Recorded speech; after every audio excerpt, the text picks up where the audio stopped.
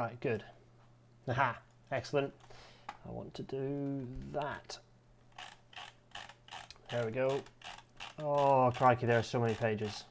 Can you hear my mouse clicking away? Oh, it's quite something. There we are. Let's do that. But also, let's do highly professional, absolutely perfectly on time. Can you hear me? You've had 12 seconds of me streaming. Can you hear me?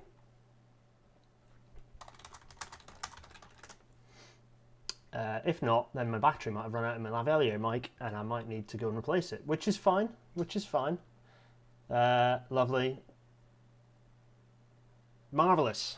There's a no. Some people are saying no, some people are saying yes. Excellent. I'll take that as a yes. You can hear me. Oh, hello.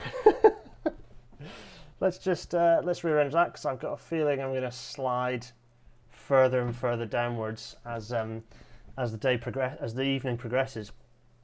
Right.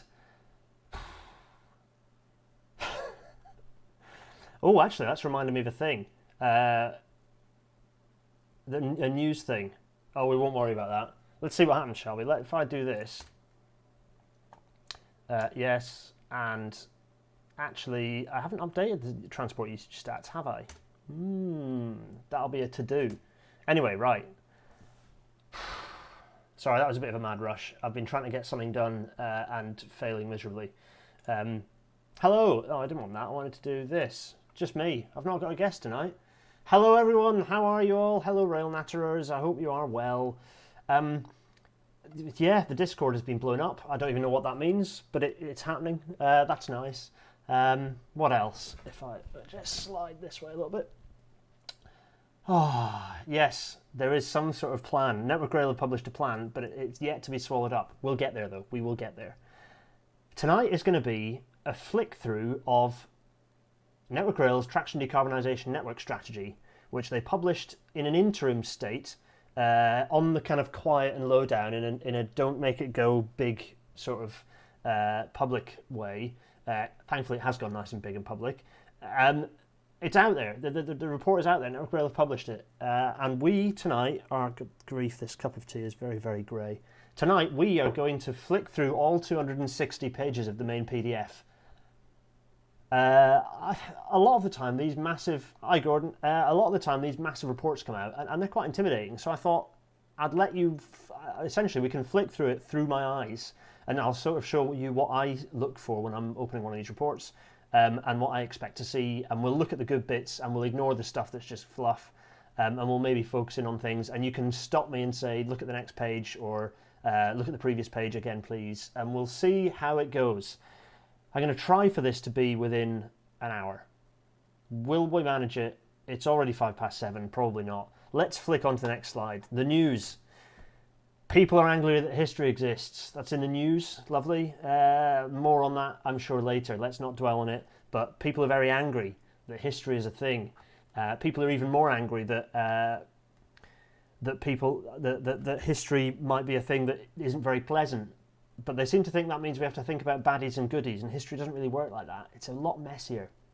Anyway, also the latest transport usage stats. Actually, I haven't looked at these, so let's flick through that and pretend nothing's happened. I'll publish them and tweet about them tomorrow. I just haven't had time today to look at them, but hopefully they've been updated, and that should be quite interesting. On to the juicy stuff. The Traction Decarbonisation Network Strategy. Yes, first of all, while I'm here, let's have a look. While this is up, so hopefully everyone who's joined has seen this, has sort of seen this document, has sort of maybe vaguely flicked through it. Maybe you haven't. Maybe that's what you're waiting for this rail natter for. It's interesting that they choose an image of a freight train to put on the front. In fact, it kind of looks like a weird version of a 66 on the front. I don't know what it is really, but it's got a pantograph, which is the important bit. Yes, so let's have a look at the just under 14 seconds a page. That's been pointed out. Good stuff. Okay, well there we go. We're off to a good start. 4 pages a minute. There's a mixture of something like that. So for anyone, so there might be people in the chat who are thinking, great, finally a network rail sort of an electrification strategy. But basically, there's been one of these every decade since about 1910. a report with a reasonable level of detailed assessment saying start a rolling programme of electrification so that you can get the bulk of the railway running with electric trains. And every decade there's a new version, and they generally come up against this blocker that's called HM Treasury, and then they don't go anywhere. And indeed, some of them might have involved a bit of electrification, but generally the idea of an actual viable rolling programme just has never happened. Is this going to be any different? Well, I'll wait and see. There is certainly more detail, and this report goes further than it ever has before. And I think the key thing is the focus on decarbonisation makes this something that cannot be avoided in a way that it was maybe a bit of a, if you want capacity or if you want speed, then there are alternatives. You know, Roger Ford's bionic duckweed, for example. But this now really, I think it really has used a lot more analysis and a lot more sharp wording than I'd have expected from a document of this type. Let's have a look at who's... So, as I say, if you want me to see a question, at my name, because it comes up in red and it's nice and easy for me to see. Owen O'Neill. Some of the wording in it is quite strong for this type of document and sticks the oar onto road and the current not level playing field. Yes, that's very true, and we'll get to that. It's quite interesting. So glad Network Rail have some sort of long-term plan yet. People are asking if I've had a trim. Have I had a trim since the last video? I don't think so. I think I've had this trim for a while. It was my post-lockdown, or my kind of sort of lockdowns never really alleviated for us in this household. But anyway, I digress. Lovely. David Shepherd says he'll back a parliamentary petition to demand the government funds electrification of the railways. Yeah, yeah. I mean, as much of that as we possibly can. But I'd say you're going to have more. You have more of an effect if you hammer at your MP and make a real fuss to your MP, because if you suggest that you're not going to vote for them if they don't back this, they will back it. It's probably the thing that will have the biggest effect at the moment. Anyway, right. Yes, let's see. So right, let's get cracking. So before we actually look at the PDF, I've put a few slides in to just sort of put a bit of context to what the hell this is all about. So this slide here is an extract from the executive summary PDF, which I think I've also linked to. I did a thread last week. I've also linked to this, and it kind of highlights the main point of doing electrification. Number one, emissions reduction. Number two, decarbonisation of surface transport. Number three, that you get passenger and end user benefits. Better reliability and resilience. Number four, you get specific rail benefits, direct benefits to rail. This is electrified railways are much more cost effective than diesel ones because trains are lighter and because trains are actually easier to maintain, cheaper to maintain. Generally, it's just a win. You can reduce track access charges, fuel costs, it's a win. The obvious environmental benefits. You can introduce ultra-low emission zones around the UK, so there's a strong focus on air quality, all these things. And then the wider economic benefits of infrastructure investment, of decarbonisation as an end state as well. Lots of an opportunity for lots of digital engineering roles, lots of modern high-tech engineering roles. It's really great stuff. So that's all positive. So they've broken down here into the case for change, the strategic objectives, and the strategic benefits, which is a good way to look at it. And then it really boils down to two. So these two slides here that are essentially the methodology for this whole report. So one of them is that you need to have a fully electrified railway if you want passenger trains that can run at 100 miles an hour or more. There's just no avoiding that. If you want to go 100 miles an hour or more, you need to have full electrification. Freight is basically not really viable without full electrification either. So what are hydrogen and battery good for? Well, they're good for some of the edge cases. And then that's further refined where you've got, if you've got up to 100 kilometres in length, then it's likely to favour battery. If you've got over 100 kilometres in length, it's likely to favour hydrogen. So if you've got a railway that's under 100 miles an hour, doesn't have much freight, then you can look at, then the threshold is whether it's above or below 100 kilometres an hour as to whether you choose hydrogen battery. So that's a pretty straightforward flow diagram for deciding what sort of traction, what kind of decarbonised traction you need. So that's essentially the logic. And there are a few edge cases where they look at more specific details, but most of the network is satisfied by that pretty simple flowchart. So it's fairly kind of standard stuff, but it's the first time they've really laid it out that bluntly. They've always skirted around the edges and said, alternative traction, ooh, no, this is very specific. Alternative traction, basically battery or hydrogen, will only work where you don't have fast or frequent or freight trains.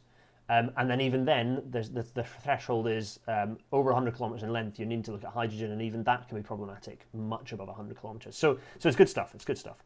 And they have created the big map, trademark.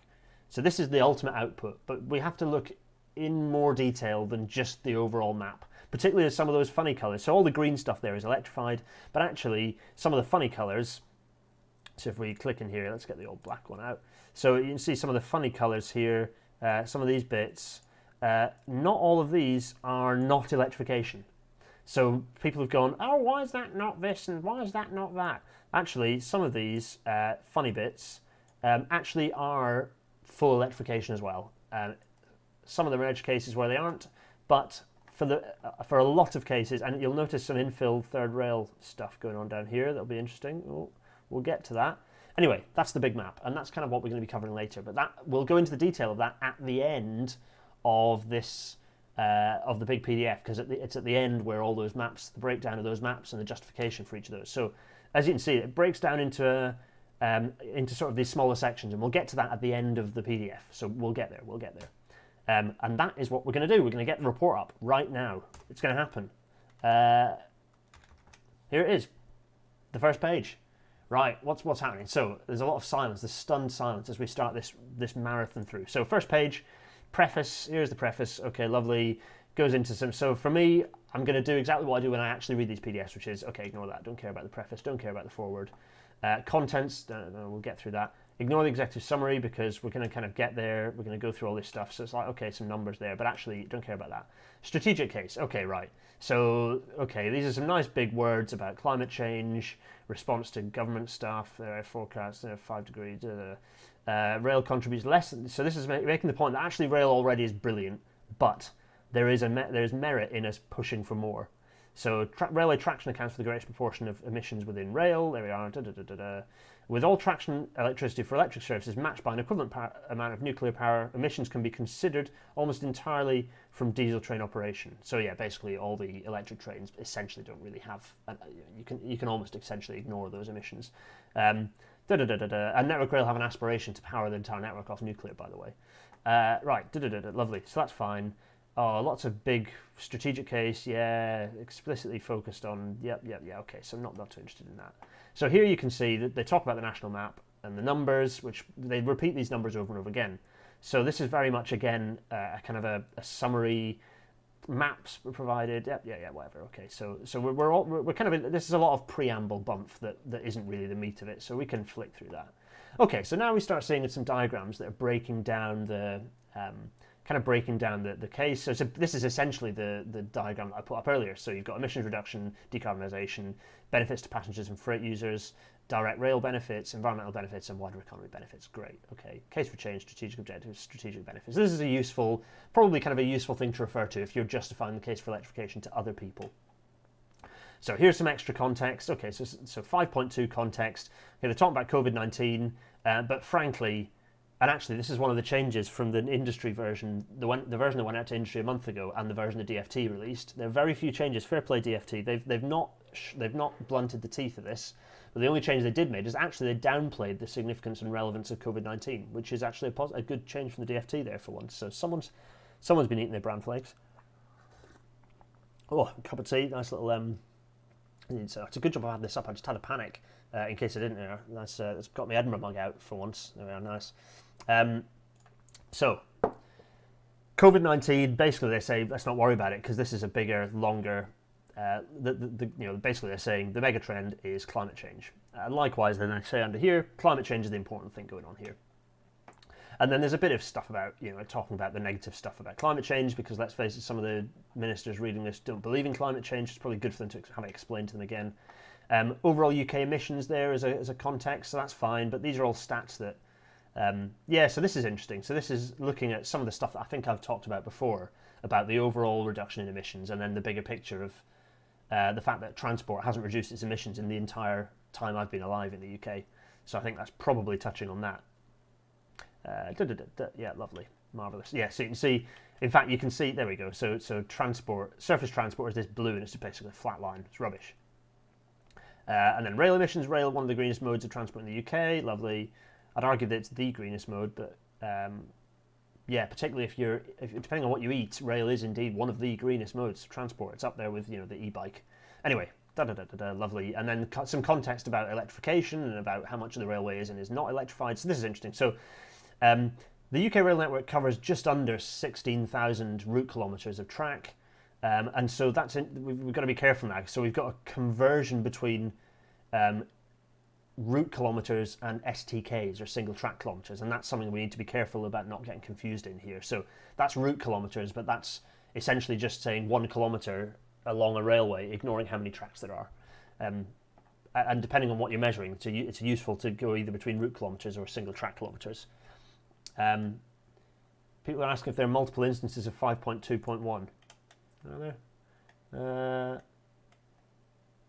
Yes, there are. That's because they've added COVID-19 in, isn't it? Oops. Well, so these paragraphs are numbered, but tactically they've numbered the COVID-19 ones twice. Who was that who spotted that? James P. Solid effort. Good work. So there we go. Rail emissions, UK rail network. So of the 16,000 route kilometres of track in the UK, actually that's GB. That should say GB, I think, not UK. Can I verify that? That should say GB, not UK. Never mind. And because so 6,000 of those 16,000 route kilometres are electrified. Yeah, so that's fairly straightforward. Lovely. There's a map showing the existing stuff. You can see the yellow there for horrid stabiliser rail, and a bit up there as well. For the most part, though, there's nice green 25 kV overheads, and then there's a bit of DC overhead that's marked up. I think there's where is it? There's maybe a bit here and there. Anyway, lovely. That's all fairly straightforward. Here's some variants of the electrification project. So you can see 2012-13, no, not much. 13-14, 3 kilometres, 4 kilometres added. 2015-16, 60, 43 and 16-70. Good grief, CP5 is a shambles, wasn't it? By the time you were getting to the end of CP5, suddenly we'd ramped up to 400 kilometres of electrification delivery, and then that's just dropped right back down again. So, not ideal, but there's some interesting numbers there. It's probably quite a useful thing to pick up that table on this page. This is page 13, but actually it's not page 13 of the PDF. It's page 13 as marked in the footer. Some preamble about passenger vehicles. Yeah. So there's some stuff about. So it's actually it's difficult to find this data actually. So it's always worth picking out the kind of the subheading data that's maybe a bit hidden, barring the lead. But it's useful to know how many vehicles there are in the UK, for example, because when I start talking about level boarding in a few rail natters time, spoilers, I will be referring to how much of a problem rolling stock is for level boarding in the country, and roughly 14,000 rolling stock vehicles in the UK. So it's interesting to look at that. There we are, lovely. Some stuff about open access offerings, a bit of chat about freight services there. So talking about electric and diesel freight.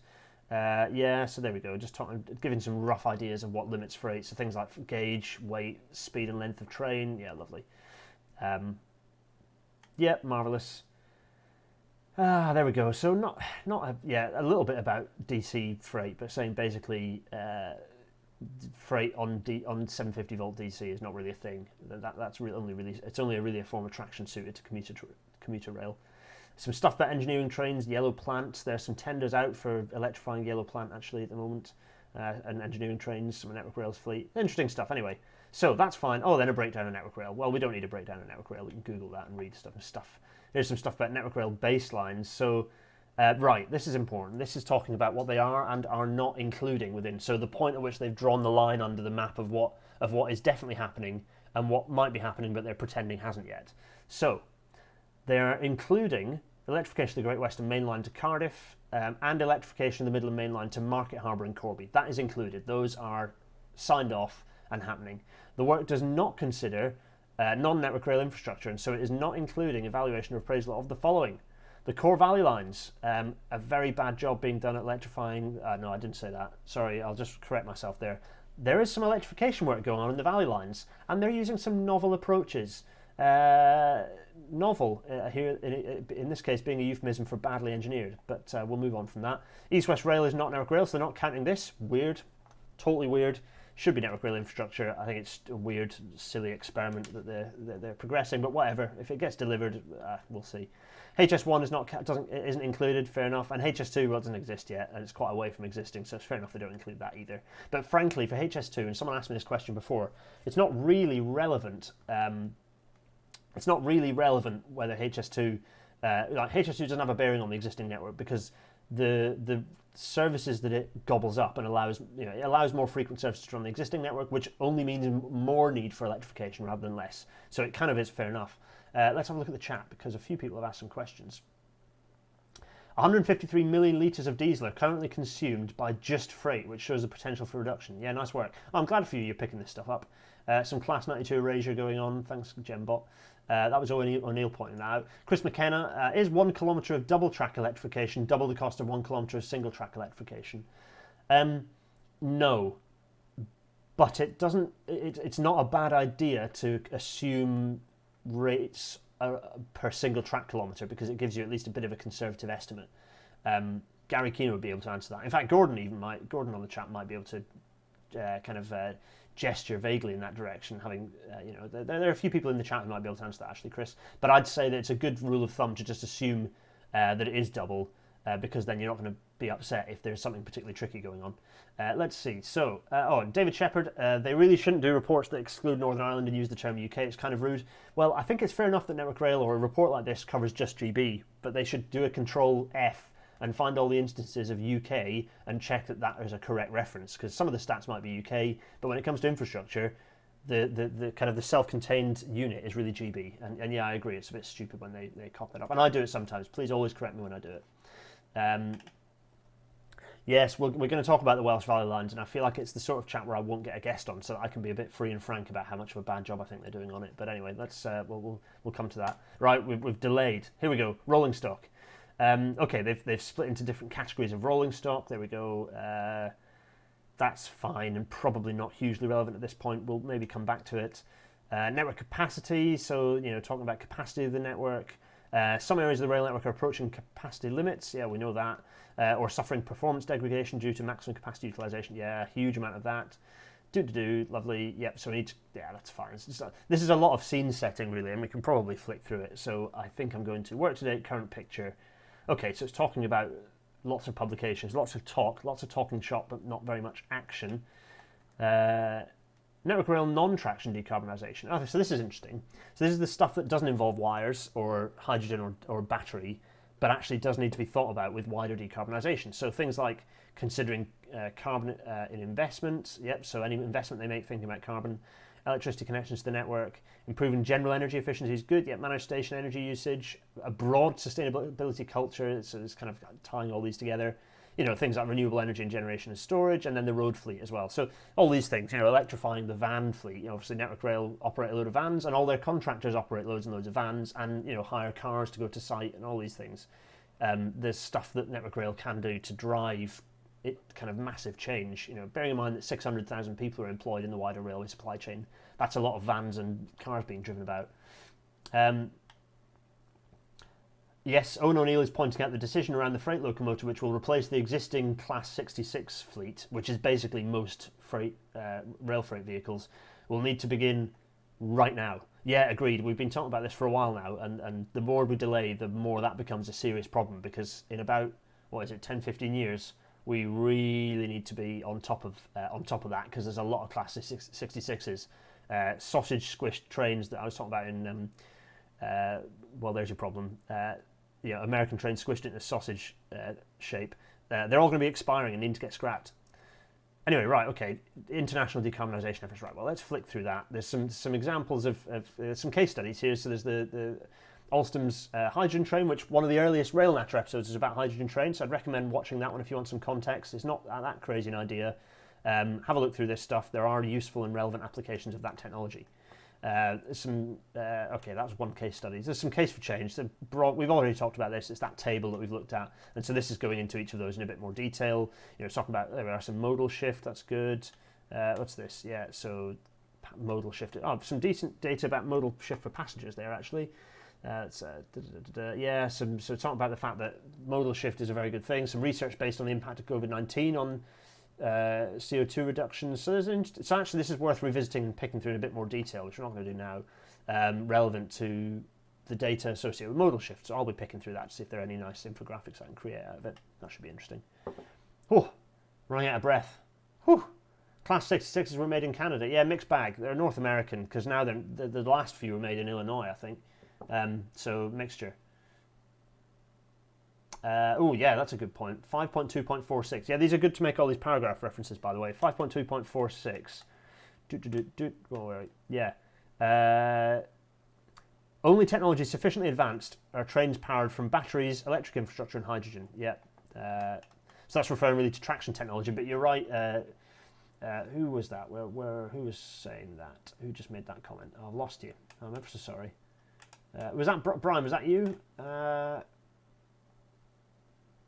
never mind. Anyway, yeah. Oh, sorry, it's Graham Howarth. Yes, you're absolutely right. That is also really relevant to the technology used to actually do the wiring. Very true. Right, okay, let's keep hammering through this. So the end user event. So we've kind of touched on these. So I'm going to whiz through this because basically when I read this report, I was like, I kind of know all this stuff. I want to get into the meat of it. But actually, it's good that they've built up this case because it helps policymakers and lobbyists. Kind of like when COVID, pre-COVID, I was kind of doing a bit of that, strutting around Parliament and telling people that it's a good idea to do some of these things and helping support RIA and various bits and bobs. So that's good. Case for change summary. So they've summarised it here, lovely. Right, now they're going to... It's okay, see there's a lot of pre-waffle, and actually we're going to hammer through some of this. So there's all these benefits, and if you want to pick through this, fine. But actually the meat of the report is beyond this stuff. So there's all the strategic benefits, long-term, yeah. Cascading of units, so there's obviously operational benefits as the cascade process of rolling stock being cascaded means that people at the bottom of the chain will be getting improved rolling stock as well as you introduce new electric stock. All the sort of standard benefits that we've understood for decades, frankly. Cross-modal transport economics, yeah, lovely. So I'm going to keep hammering through this, so lovely. Oh, there's a case study here about the education program related to the Midland Main Line. Oh, lovely. So yeah, okay, they're talking about increases in safety risk. Yeah, okay, so there is the chance that you blow people up if they touch the wires, but it's all about education, and so that's what this little box out is for, which is fair enough. It's good they've included that. It's important to think about the social impacts of, it's good to think about, okay, what are the negative impacts? Can we manage these? Let's see. So we've got. Let's see, yeah, studio benefits, yeah, lovely. Okay, so we've seen all these. Okay, there's another case study. It's the Clayton battery locomotive shunter. This has been a roaring success, actually. I think they've been selling quite a few of these. Yeah, this is replacing kind of the '08 shunter, really, I think. Any thoughts on that one? Yeah, there we are, lovely. I'll keep hammering through this. A case study 4, the very light rail.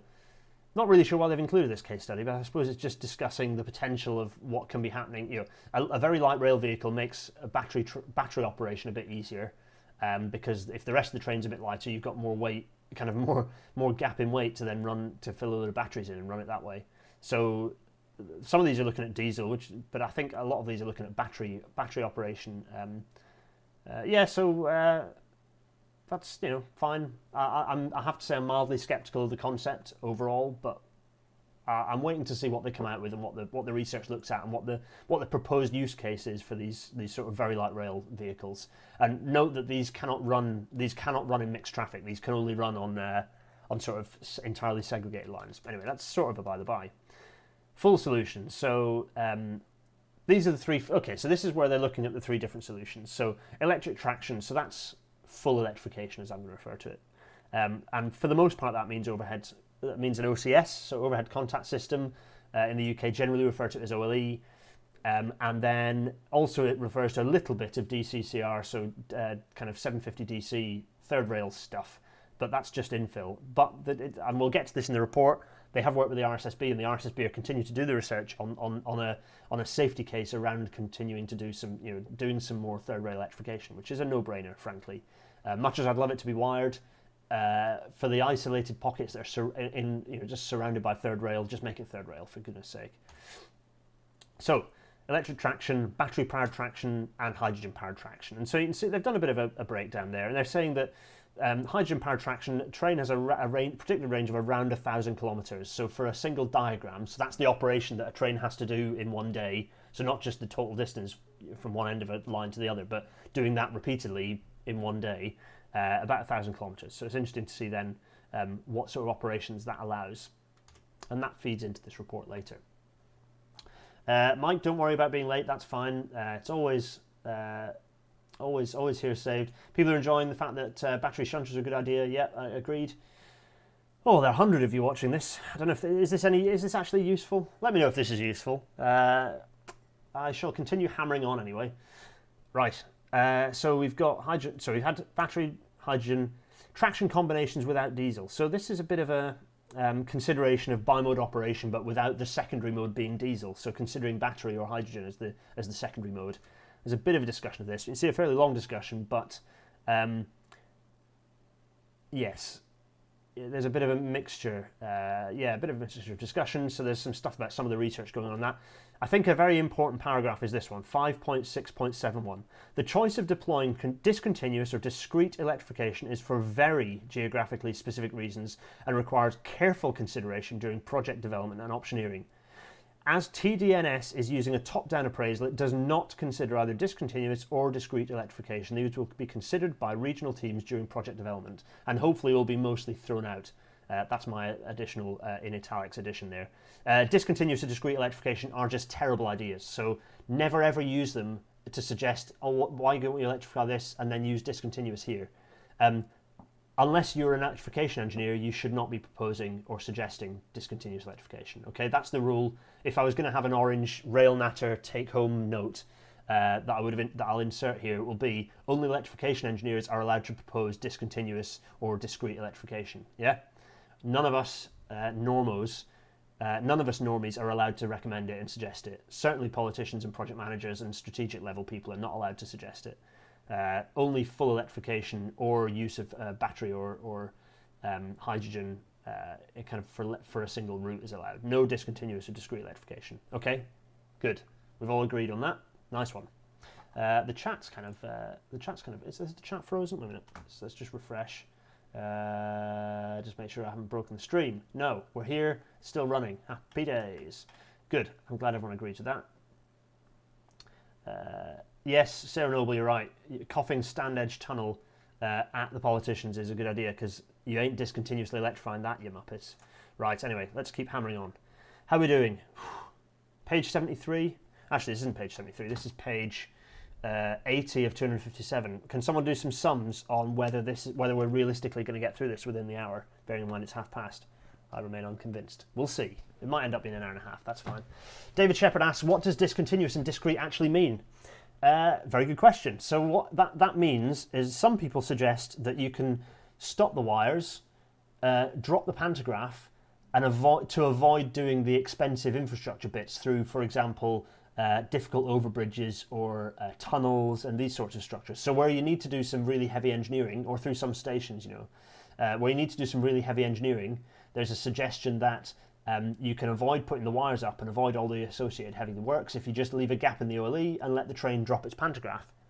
This is a terrible idea for all sorts of reasons that Gary Keener has outlined in a thread that I would highly recommend you search discontinuous electrification 25 kV and Gary's Railways Explained thread will come up.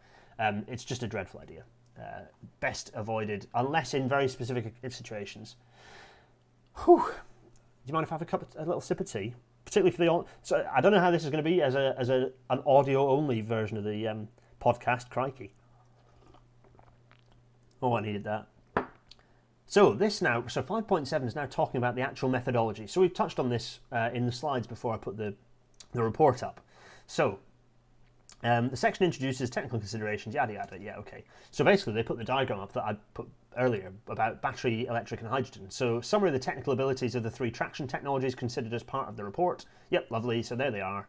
The detailed technical ability is extensively covered in the RSSB's research work. So if ever you see some T numbers, those are RSSB reports, kind of taking up the mantle, or rather, no, I'm getting the analogies mixed, or my similes mixed up. Taking on the baton from BR Research now, finally, RSSB are leading on some very interesting work, generally in collaboration with some of the universities. So they've looked at some of these publications, but and there have been some euphemisms, I think, within those. And the Rail Industry Decarbonisation Task Force publication was a bit wet, frankly. It was a bit rubbish. This is so much harder and tougher, and I'm pleased about it. And so this report has been much more, the TDNS has been much more blunt about what what battery and hydrogen cannot do, which is good. So you can see here, there's electric. They've put them in alphabetical order to make it look like they're not being biased. It's very, I noticed that. Very, very good work, everyone who's created the report and the graphics. Nice one. So you can see, there we are, lovely. So you can see, oh, they've even put the decision tree. So there we go. So they've actually laid out the decision tree in figure 13. And that's basically determining if there's high freight volume or operations greater than 100 miles an hour, it's electrification. Then, if there are trains which operate on the electric network as diesels, intensive use, captive fleet, multiple options, that's sort of the kind of middle ground. And then the single options that are, so if you've got reduced usage up to 100 kilometres in length, then you end up with the battery, and then if it's over 100 kilometres in length, you end up with hydrogen. So you can see kind of the cascade of logic that they've used to come up with these answers. So if you're upset about why your line's not being electrified, have a think about follow the logic through, and there's probably a sensible reason for it. That's for all the people who are poring over the map and not actually reading the report, of which there have been plenty so far. Right, schematic page 74 really shows what a no-brainer electrification is.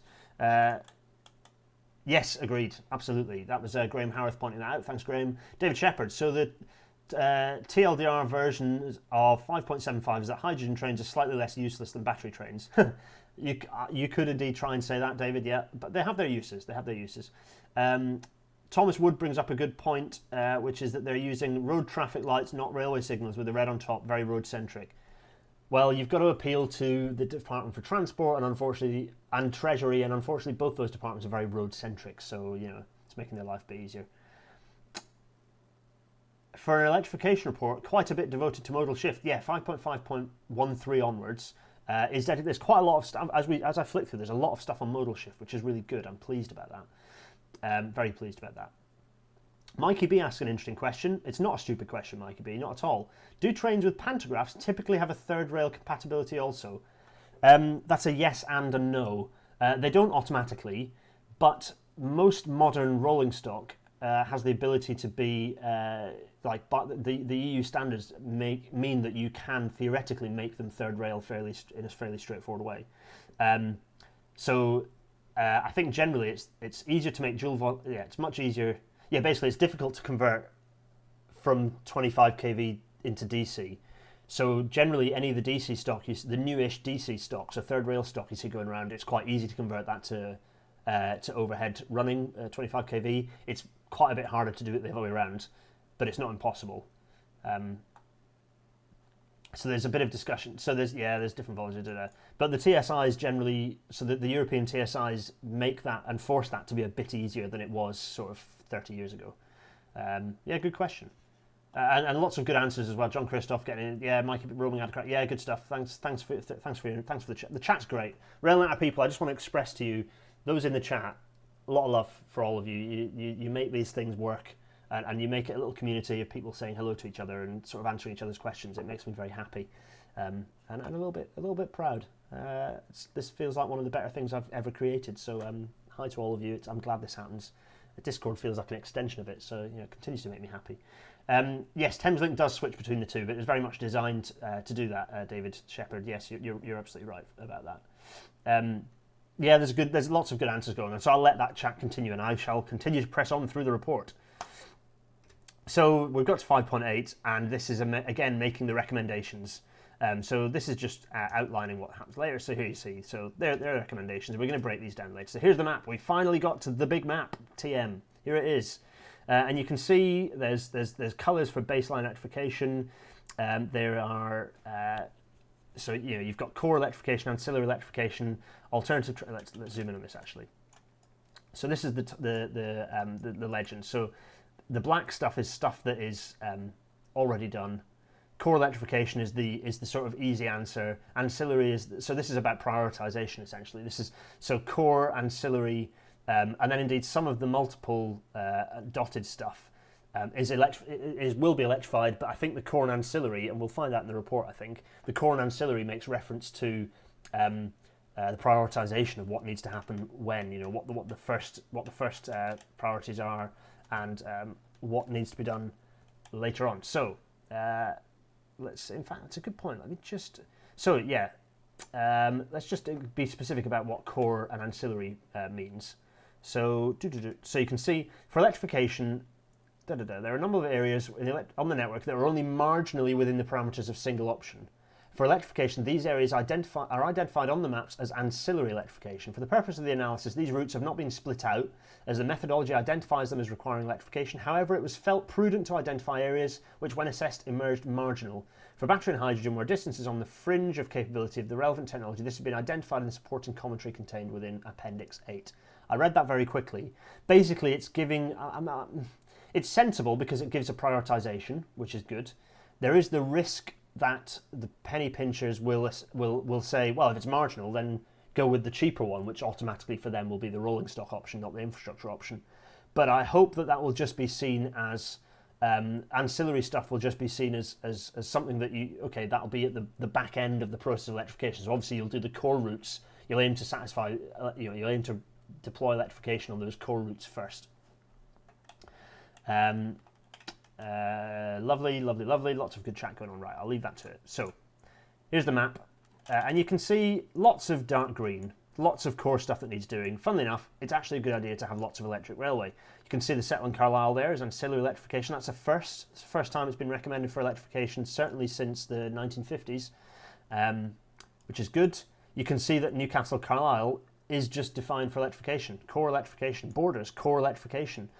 So you get up to Scotland, by the way, and actually this isn't so much relying on the methodology that's been undertaken. This is basically riding off Transport Scotland and Network Rail Scotland's work that's already been done. And you can see that the long-term solution in Scotland is just electrification everywhere except on some of the fringe routes. So except on the West Highland line and the Far North and Kyle of the Calsh lines. So that's sort of understandable. Much as I would love for electrification to appear on there in the distant future, there are better alternatives, certainly between now and 2050. Or between now and 2040, actually. There we go. A few various interesting things. And you can see the yellows. So these yellows are battery, and the blues are hydrogen. So there's some interesting stuff. And we'll go into the details of these when we go into the section. But you can see there are a few... Okay, there's some interesting observations here. Right, okay, interesting. So, let's not focus on that for now, because I think it's important that we continue to press on through the report. So that's the diagram, and it would be really nice if they release a massive like A2 PDF of this with a decent quality, so we can use it. Or even better would be like if they released a CAD version. Anyway, we'll get there. Actually, if any of the authors are watching this and you've got a CAD version of this, can you send it to me? Because I need it for my Network 2050 report. Anyway, right. Extension of the existing network. So it's talking about the potential for extension. It's critical that the proposals made, this is about network extensions, this is basically, sorry, I'll step back. This is referring to the fact that government is talking about potentially expanding the railway network. Yes, they've mentioned beaching. I need a drop that does the klaxon, don't I really? In fact, I need to have drops altogether. Patreon people in the Discord, message me about drops and what you recommend for setting up drops in because I really need the QI klaxon sound effect for this moment when I mentioned beaching. Anyway, QI klaxon, reference to the beaching reversal nonsense.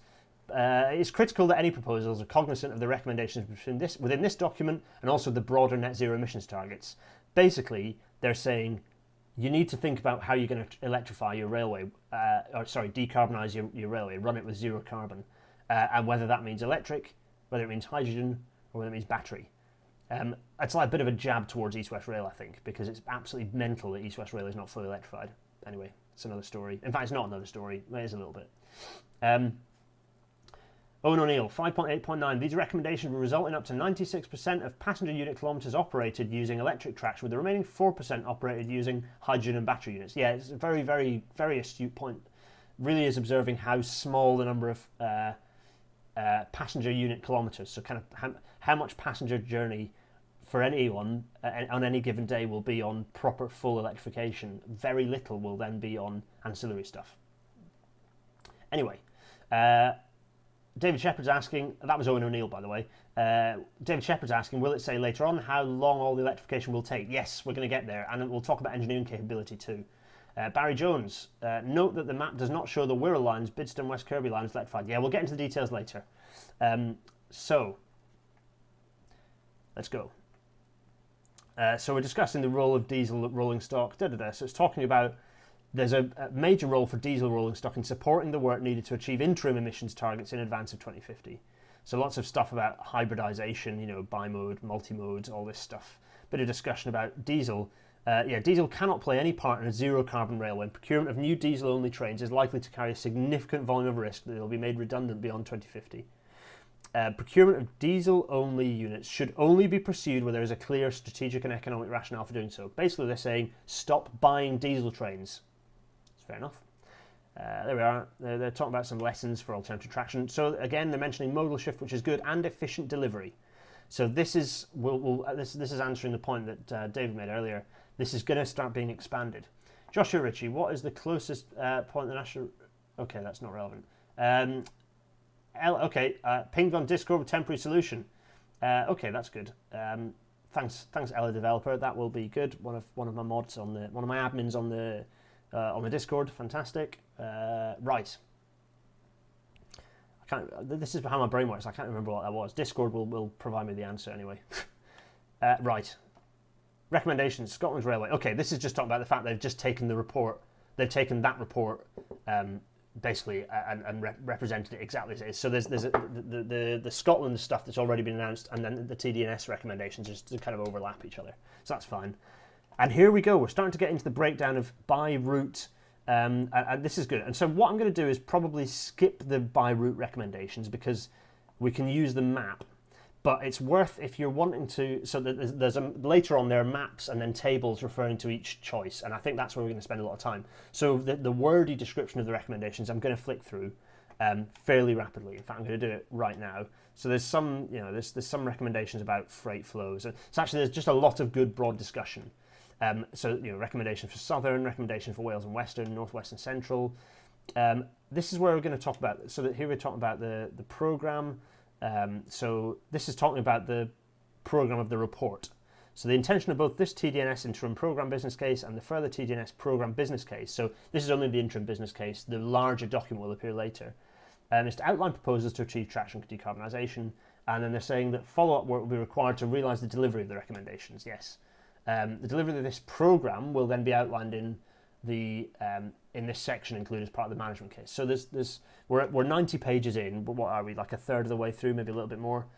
So this is still this discussion's at a strategic level, so that's great. So lots of benefits. Here we go. Significant secondary benefits in the 6 key areas that have been outlined. So that's great. So, and then they break this down again for the benefit. They're really like hammering it home. So no matter which bit of this report you read, you will have these points, the wider benefits hammered home to you, so make sure that they notice. There we go.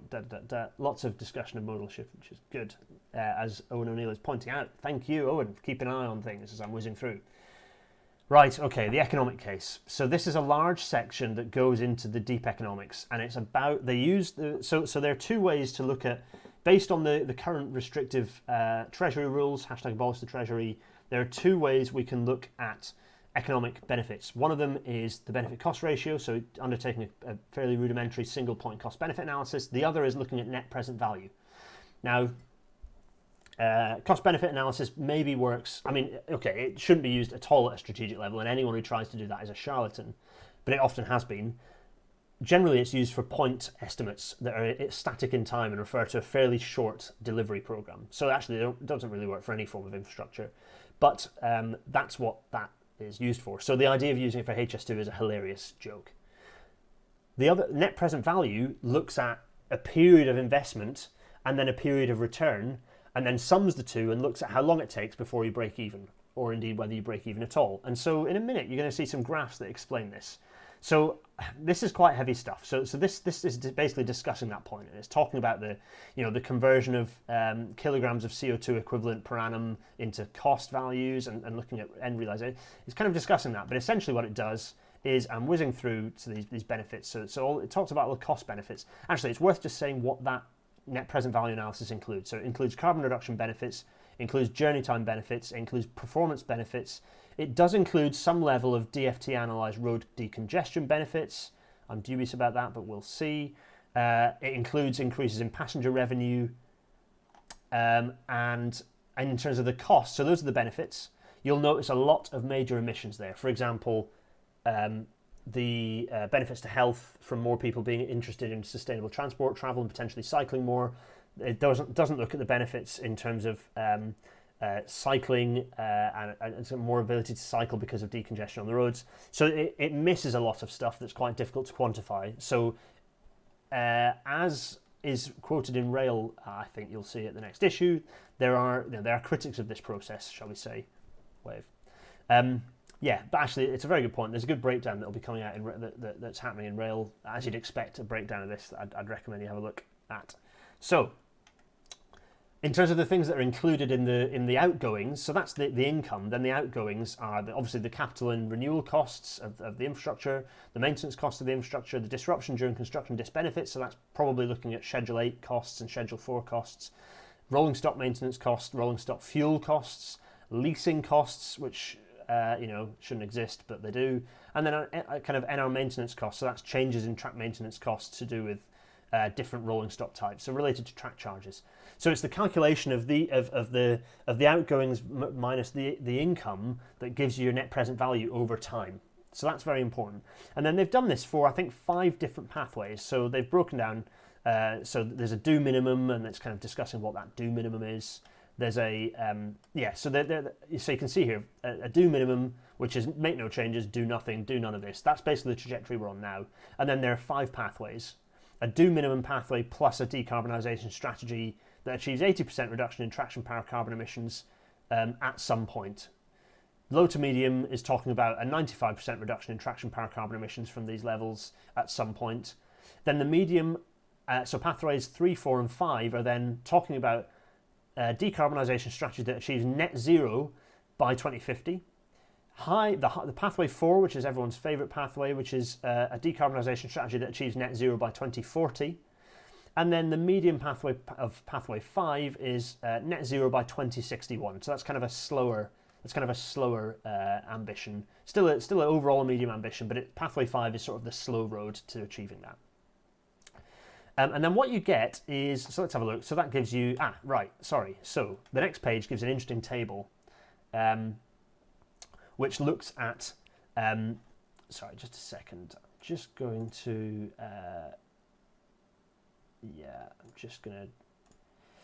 right, I'll come back to that later. So let's have a look at the chat while I've got this up, because this has some interesting stuff on it. In fact, maybe I should leave the previous one up with the different pathways so people can soak that in. So, let's have a look.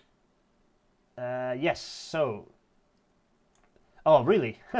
Yes, I did spot that. Yeah, Owen O'Neill points out a very good paragraph, or a quote from paragraph 6.2.5. The use of BCRs is the use of a benefit cost ratio is of limited use, or limited value, I think it says. It's nice, very good, lots of stuff. David Shepherd, why do we need to break even when we're trying to avoid climate change? Well, indeed. But that's the way that costings work in, unfortunately, Treasury still doesn't put enough weighting on the value of us not destroying the planet and of us all, drowning. But within the current limits, this report wouldn't have flown if it wasn't created within the existing ridiculous limitations of the Treasury Green Book, and it has managed to do that with bells on. So I think everyone who's created it can be congratulated, but it's important that we've done that within those bounds so that actually, say another government comes in, one that isn't a complete psychopath, whether frankly whatever colour it is, but the current regime needs to be binned. Anyway, say another government comes in that decides to shred the Green Book and look at the reality of actually surviving on this planet and also having other animals to live on it with, then you might find that there's a more weight put on the value of reducing carbon. But this is about the current. This shows that even within the stupid current kind of limitations, electrification is a no-brainer. That's kind of the important thing. Yep, lots of nice hashtag the abolish the Treasury, good stuff. Oh, people suggesting we get barbecued in the summer before we all drown. Yeah, Lewis, I think you're right. Anyway, right. So this graphic, this little table here is about associates each pathway with an annual single track kilometre rate over the programme. So the average and then the maximum in a given year.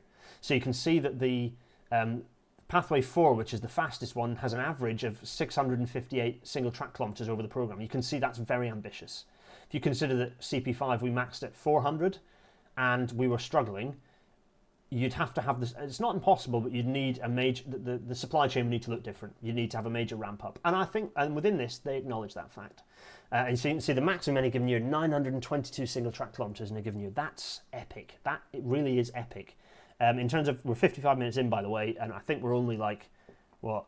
We're at page 97. We're not doing great. It's only going to get slower as we go through. There's probably some more that I need to flick through at speed. Anyway, so that's a very useful table.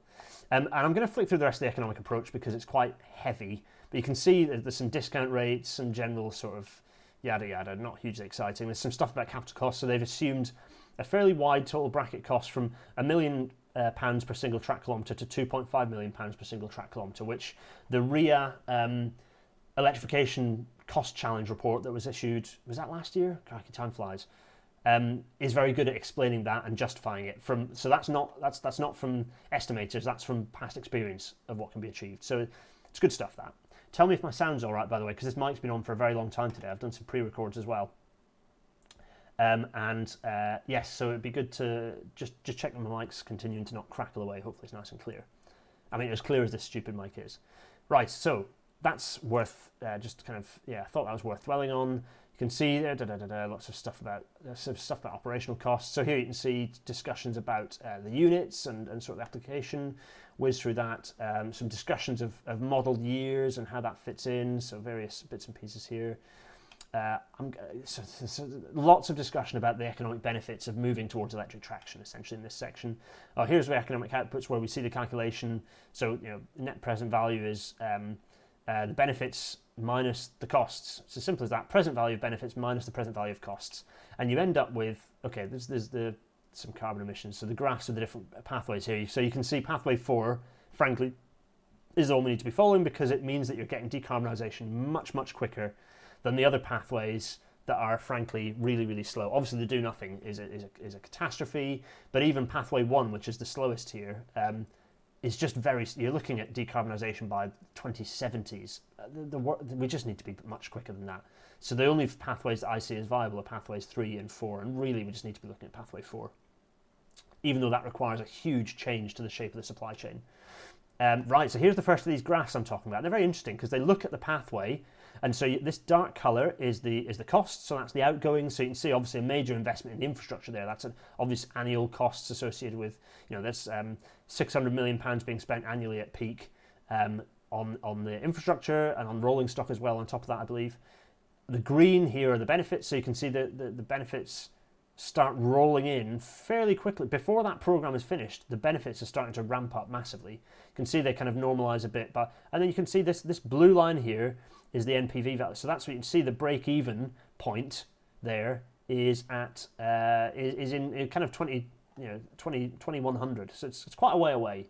So it's a long way away that we break even, but there are bigger fish to fry. Indeed, as people have pointed out, us in summer.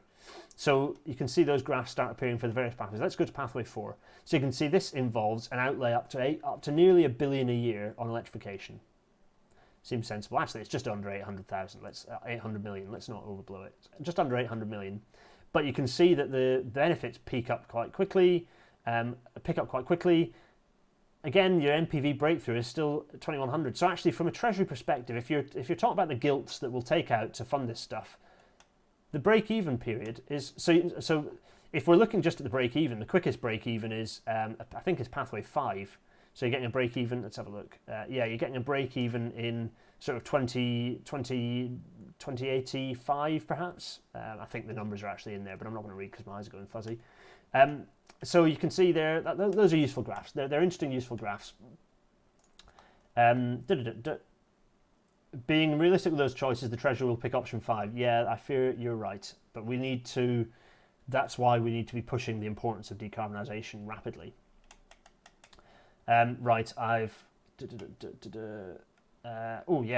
Ella, the developer, is asking about overhead lines being impacted by heat. They sag and buckle, and you have similar problems with the railway, with rail. So lots of issues with higher temperatures. In fact, I think Gordon's been answering that. Nice one, thanks, Gordon. Right, anyway, right, so we're going to keep flinging through this. Analysis of outputs, so lots of discussion about various things here. So I'm not going to dwell on these, but it just talks about the various benefits and goes into some of the benefits. And if you really want to build in a good essay, if you want to use this as homework for explaining why electrification is a good idea, if any of you there are doing kind of homework or project work on this, then I'd heartily recommend this body of data that's very useful. You can see, okay, lots of breakdowns costs. So I'm going to go through the sensitivities. I'm going to flick through that and flick through the limitations as well. So I'm not too worried about that. I think I've talked loosely about it. There's some discussion here about the capital cost here. Actually, can I very quickly, because I sent these to a certain friendly editor recently, and they're good numbers to reference in terms of capital cost. We'll let that load for now. So you can see more comparisons of various bits and pieces. The pathways here, and then kind of, yeah, lovely. All that good stuff. Where are you, Mr. PS? Lovely. So, good stuff. Okay, then the commercial case. Now, I'm going to hammer through the commercial case. So you can see this is about supply chain capability. This is discussion, again, about what the supply chain can actually successfully deliver.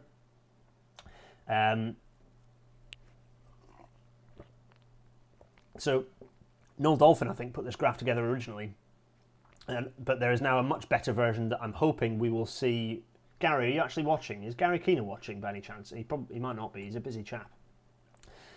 Gary, I think, hopefully has an STK graph that runs right back to yon olden days. That I'm hoping he'll give me some flattened data so I can at least create some graphs of my own, because I think that data will be really interesting. The raw data, not the stuff by root, but just the kind of the raw numbers per year, I think would be very interesting to be in the public domain. Supply chain capability. This is discussing the capability of the supply chain to deliver. So the last time that we reached anything kind of up to sort of 450 single track kilometers was back in the days of electrifying.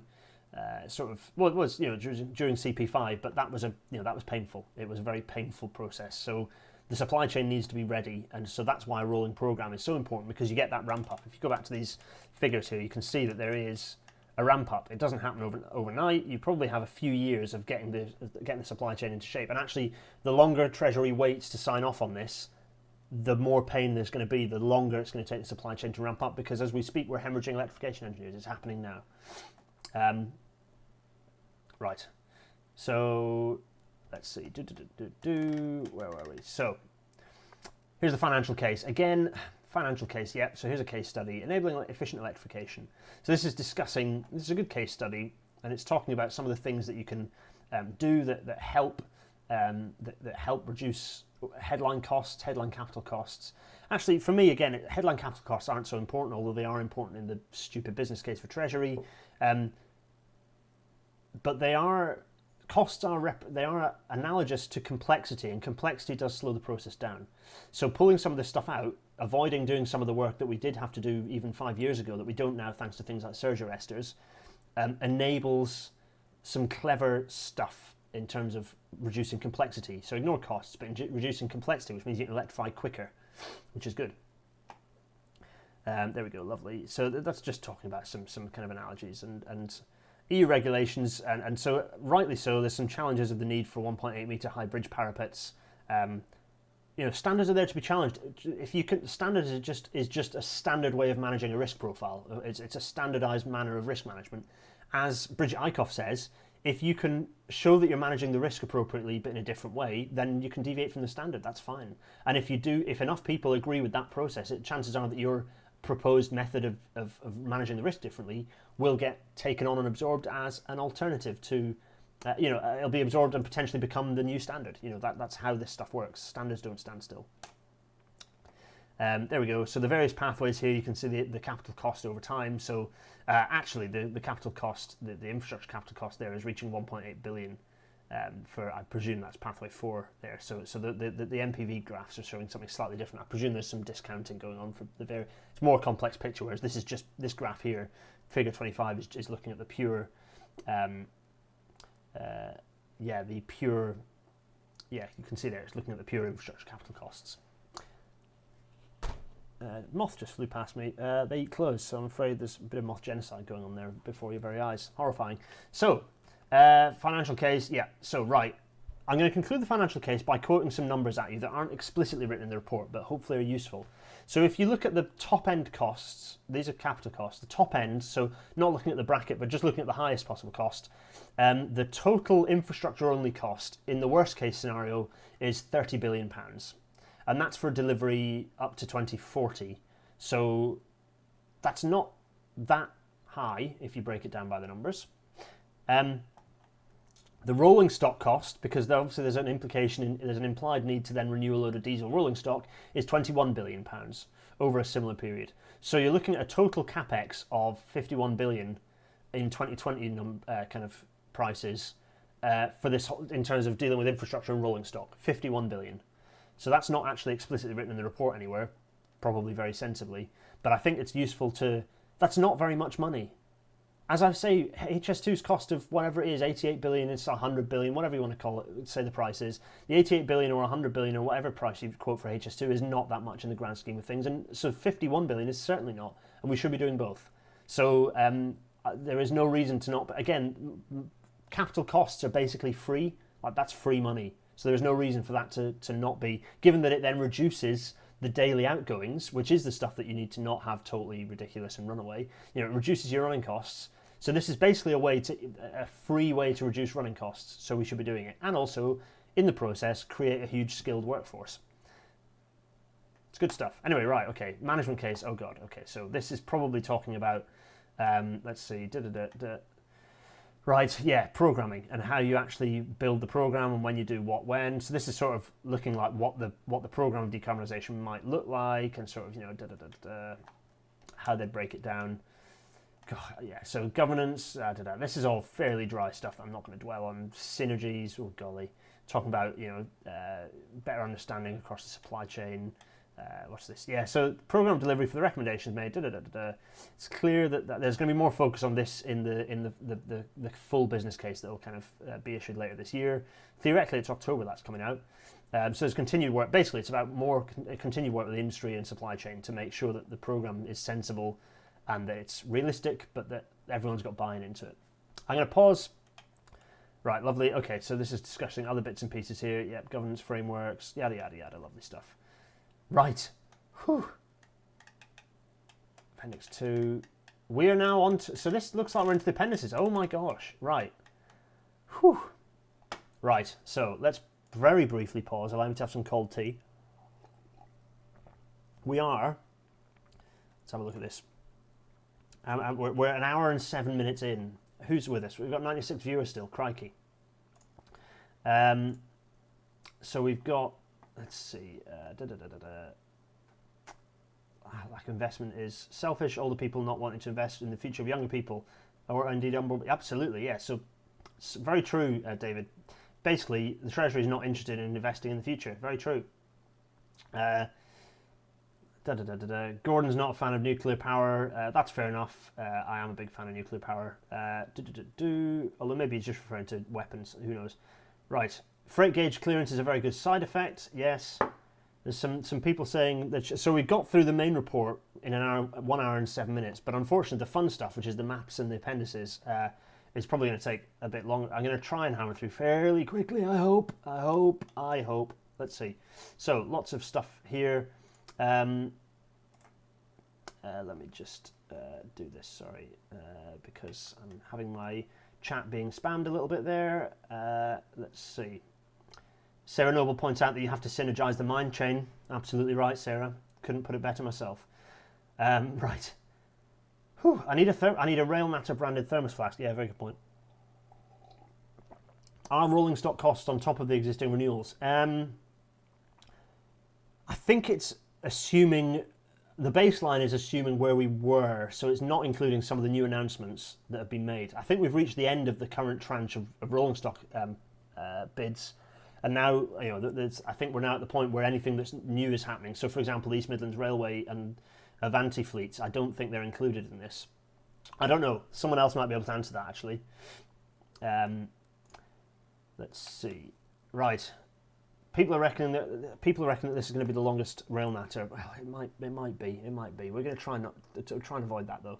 So, this is some overview of the of the various bits and bits. So I'm going to skip Appendix 1. I'm skipping because it's just a basically broad discussion of the sorts of services that run in the different regions. Appendix 2, very useful, by the way. Appendix 2, you'll like this. So if you want it, you can reference it. It's a reference to. It doesn't have the numbers of vehicles, sadly, because that'd be brilliant. But it does have all of the different stock, the formations of the stock when it entered service, and the operators. So and that's everything. So it's a nice one to look at to reference. So this is against the baseline case. It includes locomotives as well. Here we are looking at the program. Okay, Appendix 3 is about the non-traction program. So that's all this other stuff. Right, here we go. Appendix 4.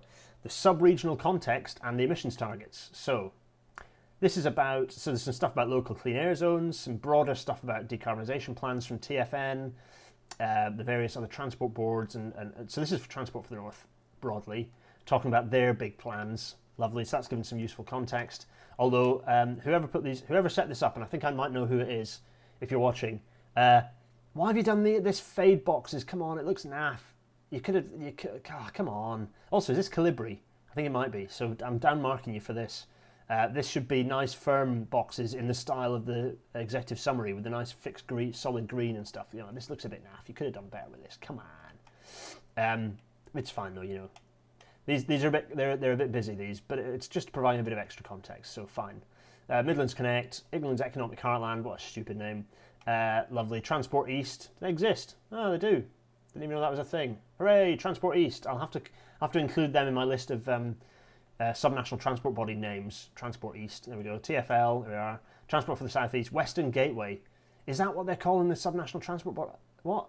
Oh, this is this. Ah, okay. Western Gateway is the one for the one bit, the Bristol-ish area.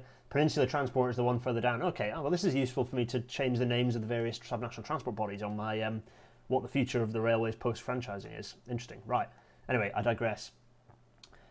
Don't be mean, because whoever created those might well be in the chat, because I know who it might be. So Mike, don't be mean, even though I was just mean. Right. People are talking about RailNATA merch. Go onto the Discord and discuss the best place to do that, because frankly, I'm out of my depth on that front. I can provide you all the relevant graphics if you decide how to do it in the Discord. Oh, that was a cup of tea. I'm going to just down this. Wait a minute.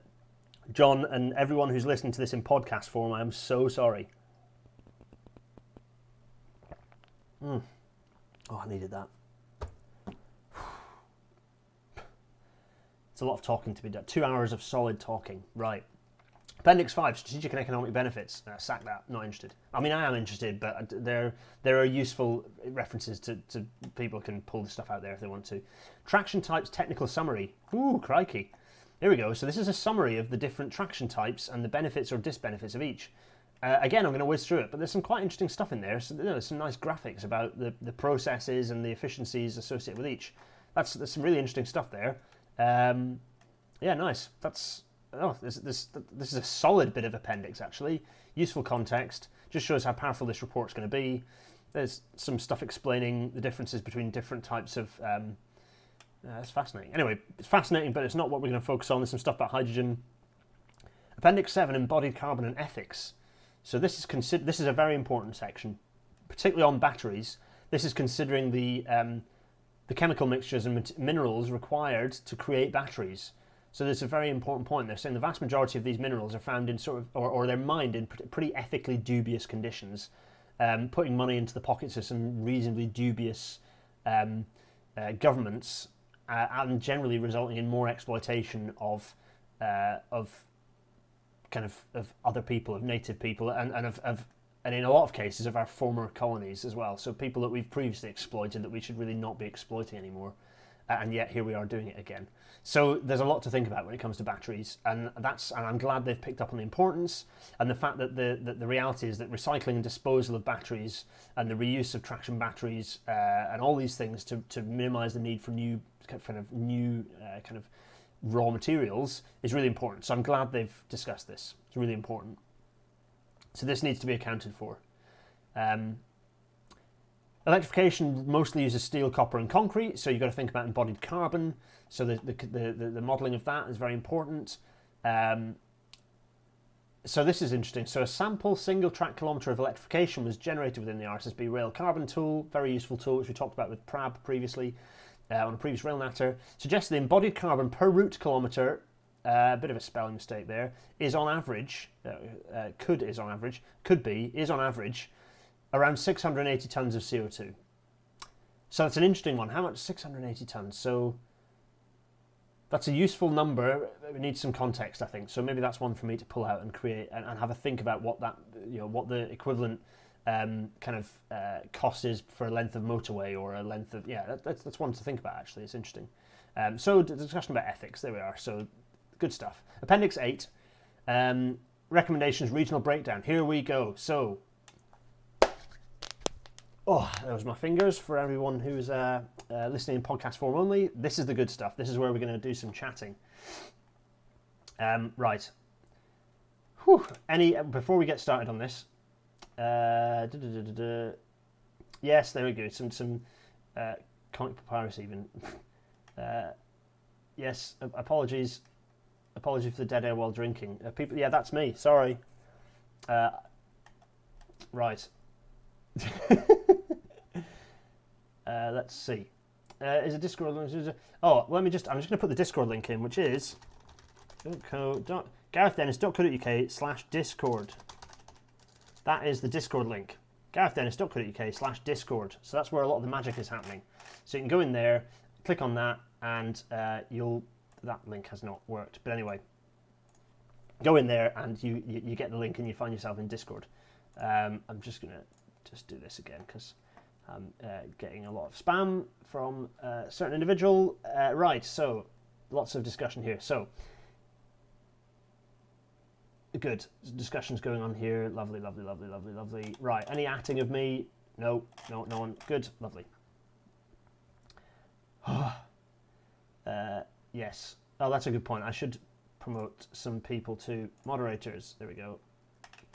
I've done it with one of the people. There we are. That's good. Right, marvellous. Just have a breath of fresh air there. Thanks for everyone in the chat. There's some good discussions going on as I've gone through. This is basically a breakdown. And I'm going to skip Scotland, not because I'm Scottish, I'm allowed to, but we've chatted a little bit about it before, I think, already. And I think also it's pretty obvious what's happening, which is they're wiring everything except the West Highland, except the line to Stranraer, the far north, and the Carl-the-Kelch line. That makes sense. So, happy days. But this is the beef. Where we go.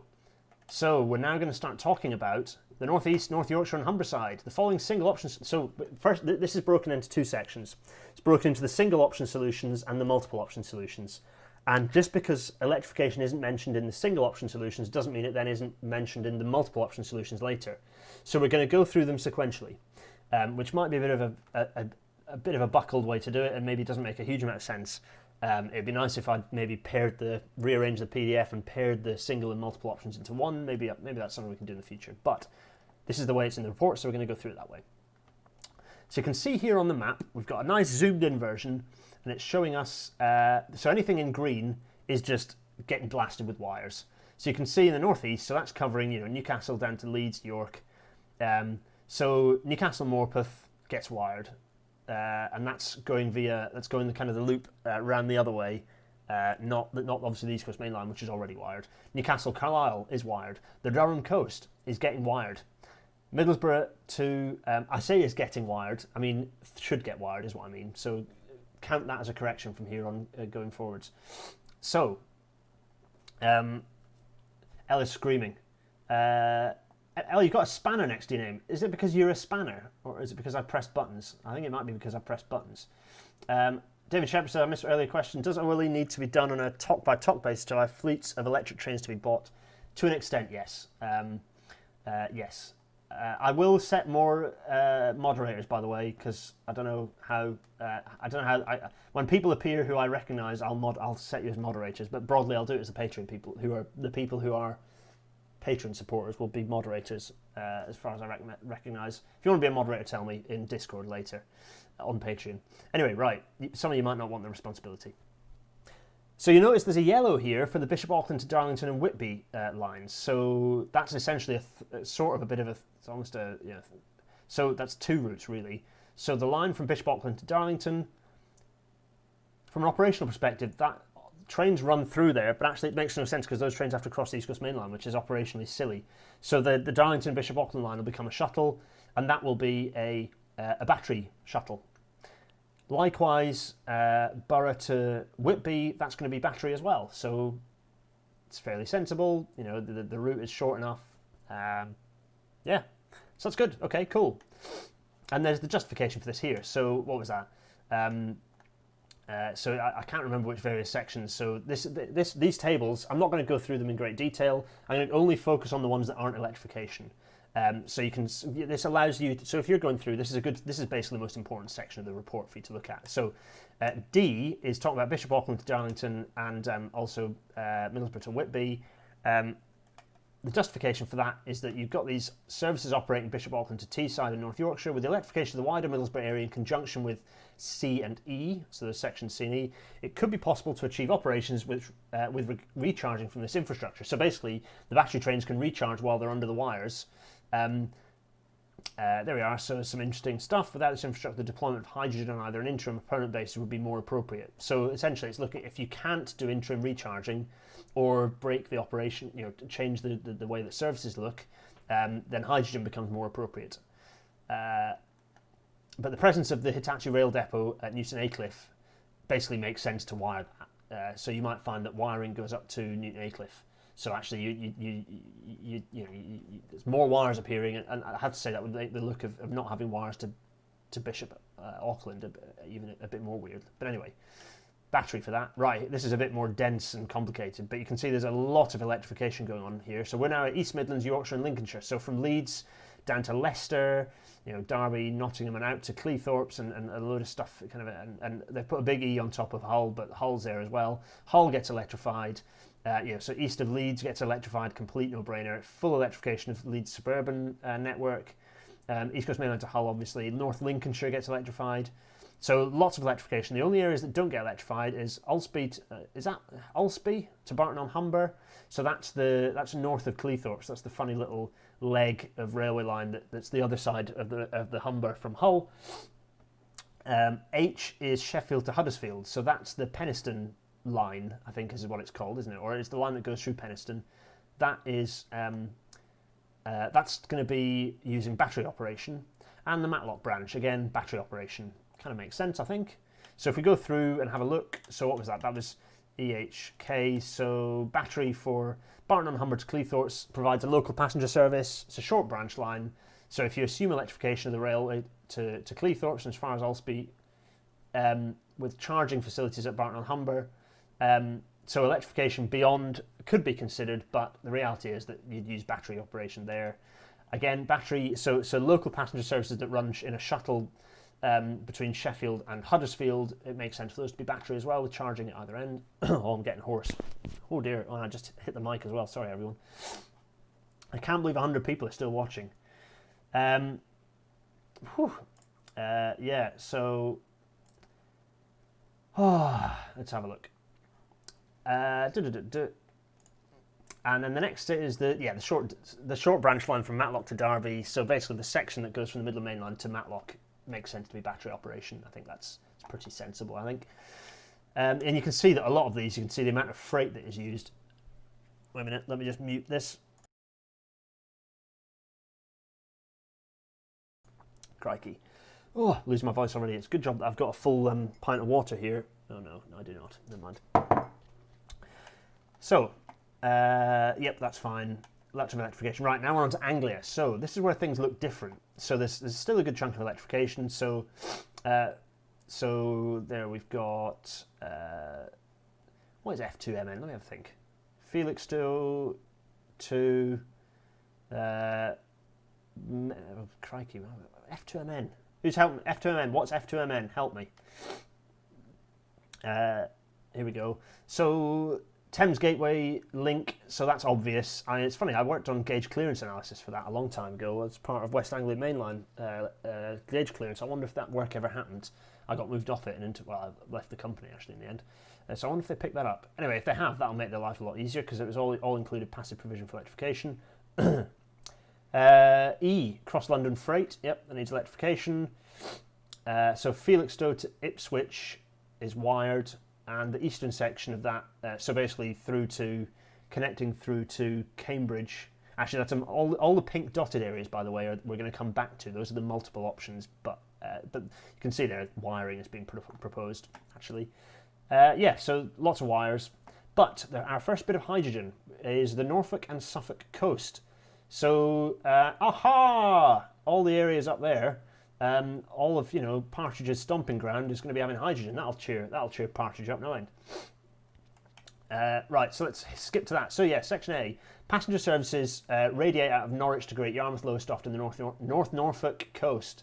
There are also regional services from Lowestoft to Ipswich. The distances between Norwich and these areas are right on the edge of battery capability currently, so it's basically too far particularly for the diagrams, not necessarily the pure distances, but the diagrams, so what the train has to do in a day is too far for battery capability, so you're looking at hydrogen. So yeah, the diagram of this service would result in hydrogen being more appropriate. There's also a growing hydrogen economy in the Lowestoft area. So I'd recommend regarding hydrogen economy, go and listen to the second half of the Rail Natter with Mike, where we talk about Mike Muldoon, where we talk about the hydrogen economy and what that means. It's actually very, very interesting, and I'd recommend it. It's not perfect from an emissions perspective, but it's a good transition. Yeah, go and have a look at that. It's good stuff. And obviously there's some infrequent freight services, so this would require a bimode locomotive, which may incur residual diesel emissions if diesel is used as the secondary bimode option. Yep, so it's not perfect, it's not a perfect solution, but that's what the report's come up with, which is fairly sensible. There's intermittent freight, so that's fair enough. And if you're talking about these tiny little freight emissions is just not as important than the bigger picture. So even if you did end up running freight for a long time on those, actually it's not the end of the world. It is not the end of the world. And in 30 years we might well have alternative bimodes. The bimode technology might have moved on, so on and so forth. You might find yourself with a heavy haul CoCo locomotive that doesn't need to be wired into the grid. Southern, right. This gets interesting. So on here you can see that we've got 3 green dots. Basingstoke Reading gets wired, no brainer. South Coast to Salisbury, that gets wired, that's a no brainer. And the West of England line is a no brainer. So that all makes good solid sense. Lots of decent volume. Obviously the Basingstoke Reading stuff is a lot of freight, so absolute no, that should be wired. Likewise, so basically all these use. The route out to Exeter, that is should be one of the main intercity routes in the UK. It isn't. It's mental that it isn't, but it should be electrified. So if they're going to increase the frequency, it needs to be wired. So that's all good stuff. So Western and the Southwest. Here we go. We're in the peninsula. My dad's side of the family reside from this particular neck of the woods. So lots of little green dots, which is good. So the area around Bristol, lots and lots of wiring, and you can see 2 yellow. Battery branch lines. So K is for the Cornwall branches down there, and C up here is the Thames Valley branches.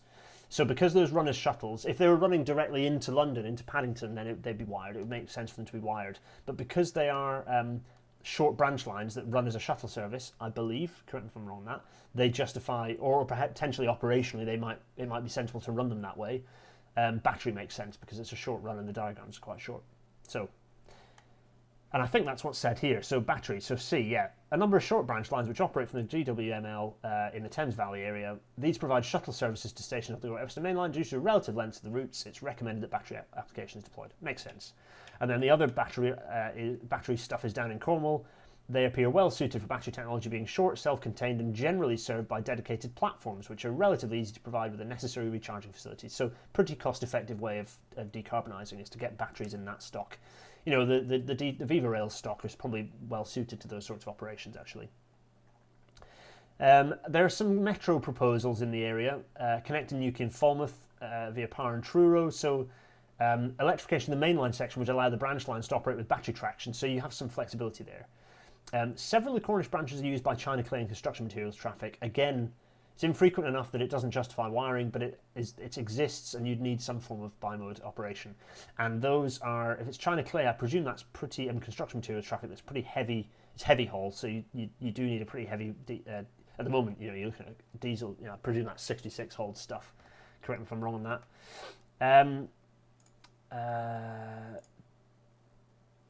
So let's have a look. Yeah, Windsor's certainly a shuttle, good stuff. Cornish branch is perfect for battery. I'm going to pause there just to let my... let's not pause there, let's keep going actually. I'll pause when we get to the end of these sections. So, Wales. Lots of electrification. What time is it? Oh, 8:30, crikey. What is it? 1.5 hours exactly. 1 hour 30 just happened. I'm so sorry to everyone who's watching this, and we've dropped down to 93, which I think is fair enough. People might come and watch it later. So, North Wales coast, electrification along the whole of North Wales coast, electrification Chester and Cruton North, Newport, Cardiff, Swansea, obviously. So basically, full electrification to everything on the South Wales coast attached to the main line. It's a no-brainer. So, fantastic work on that, getting scrapped and cancelled. Nailed it. Wrexham Bidston, however, is going to be battery operation. Let's see the justification for that. So it's just a line that uses local passenger service. It's just shuttle local passenger services. There's limited freight traffic serving the cement and steel facilities on the route.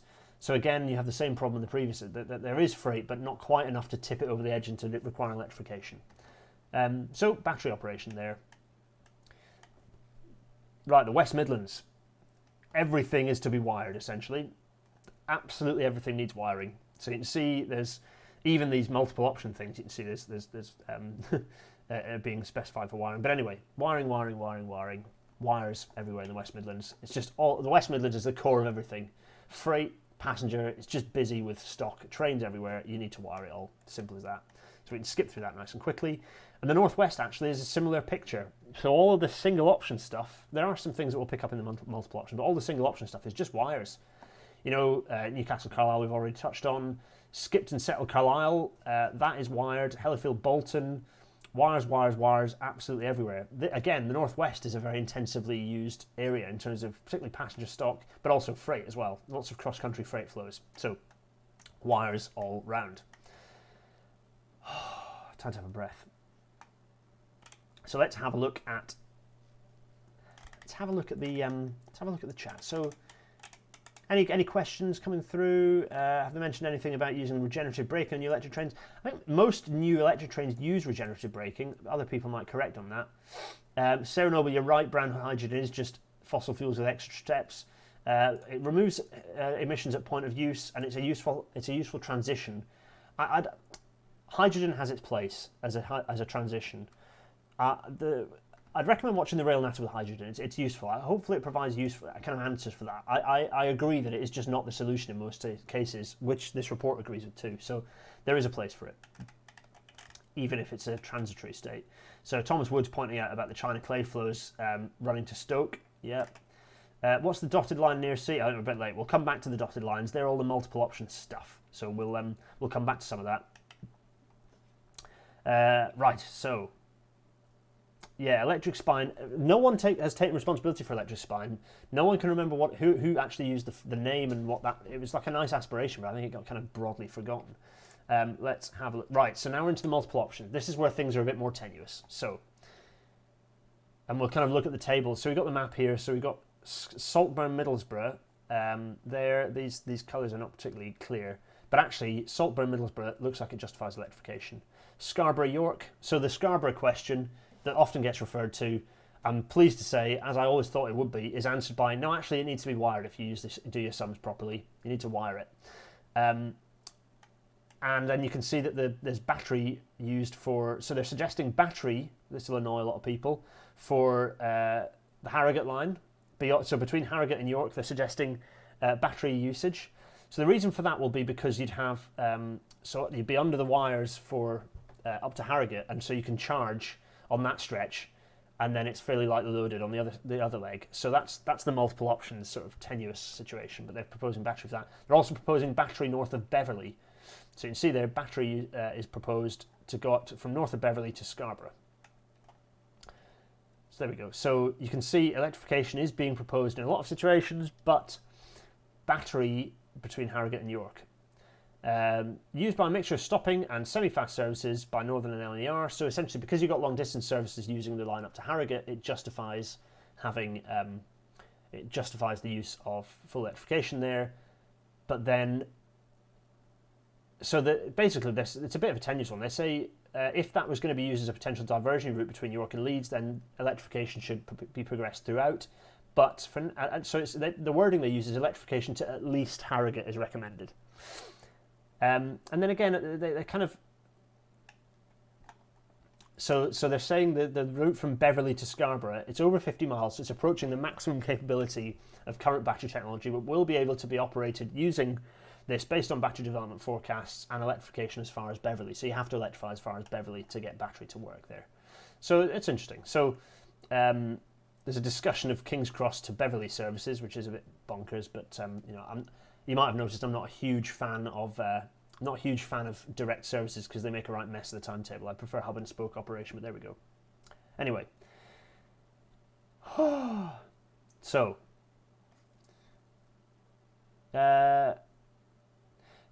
did someone say what F2MN is, by the way? Felixstowe to what is it? What is it? I'll slap my head when you tell me what it is, but at my name in so I can spot it. Right. So here we go. So we're now at East Midlands, Yorkshire, Lincolnshire, and some of the multiple options. So this is looking at... So the Deep Car Freight branch on P is proposed for full electrification. Skegness Grantham is proposed for full electrification. Derby to Stoke-on-Trent, which for me is an absolute no-brainer, is proposed for electrification. The reason being it's freight-only route, has some traffic, it is infrequent. Topography of the route means that there is significant grading for freight traffic to overcome. Electrification is likely to be the optimal solution. So basically, even though it's freight only with some intermediate traffic, there is no way to decarbonise it, and there are also there are aspirations to introduce passenger services back onto that branch. That's the bit that goes up towards Woodhead. It's kind of the former Woodhead route. It's a weavy little mess. See the Woodhead episode of Rail Natter. Electrification for all of them. So it just talks about the fact that it's approaching the maximum range of battery operations, may require hydrogen and current operational capability if it's not electrified, but their freight flows pushes it towards electrification. And the aspirations for increasing the frequency of the Stoke-on-Trent, Derby Stoke-on-Trent to Crewe route means that it needs to be electrified. There's no avoiding it. And also allows it to be gauge cleared as a freight route to basically allow access to the West Coast main line from the Midlands. So again, more reason to electrify. And again, okay, we're in Anglia. And again, you'll see some of these intermediate routes recommend being electrified. So Norwich-Ely, no, they're saying electrify it. Newmarket to Cambridge, electrify it. The Sudbury branch, even that little branch line, is suggested being electrified. And again, it's the only area in the whole region which would use battery. This would require... So they're thinking about fleet sizes for this one. So this is down at... so this is the Sudbury branch. A tiny little fleet in a pocket of everywhere else being electrified makes no sense, particularly if you're then going to extend services up off the Great Eastern Main Line. So it makes sense to electrify it to avoid having a tiny little bespoke fleet on some silly little pocket. Actually, the overall whole life cost of that line and the operation and the fleet makes sense to electrify it. And likewise, thinking into the future on the other sections, it's just actually these are planned for intensive use, so it needs to be electrified. Right, this is where things get a bit more fiddly. We're down at the southern south area, and this is looking at... All right, here we go. Right, lots of... While we've got the southern south, Midlands in the north. Okay, Felixstowe to Midlands in the north. Gotcha. That's embarrassing. Yep, that's about as embarrassing as I'd expected it to. Worth retensioning. Well, that's one for Gary Keno, Ella, chatting about retensioning OLE to be in line with Europe. That's a complicated picture, frankly. There we go. Graham Howarth is asking if I noticed they suggested bionic ductweed is reserved for shipping and not trains. Bimode for shipping and not trains. Yeah. Do you mean not passengers? Yeah, not quite following you there, Graham. Forgive me, it's late and I'm tired. That's my fault, not yours. David Shepherd, will they be able to convert battery trains to OLE later? I think in a lot of the cases, the battery trains they're talking about are actually bi-mode electric and battery, so you might find that they can just convert it into having traction motors. I'm not sure on that one, actually. Actually, if it's just filling a battery, yeah, not sure on that one. It depends, and I suppose that would get cascaded as more electrification happened, because you're going to have it's not going to appear like this instantly, so you're going to have a cascade. You're going to have this constant flow of mixed operation. Let's see. Okay, right, good stuff. There's some discussion. Yeah, Romy Adekrat's answering the questions. Good stuff. Lovely job. Marvellous. Lovely.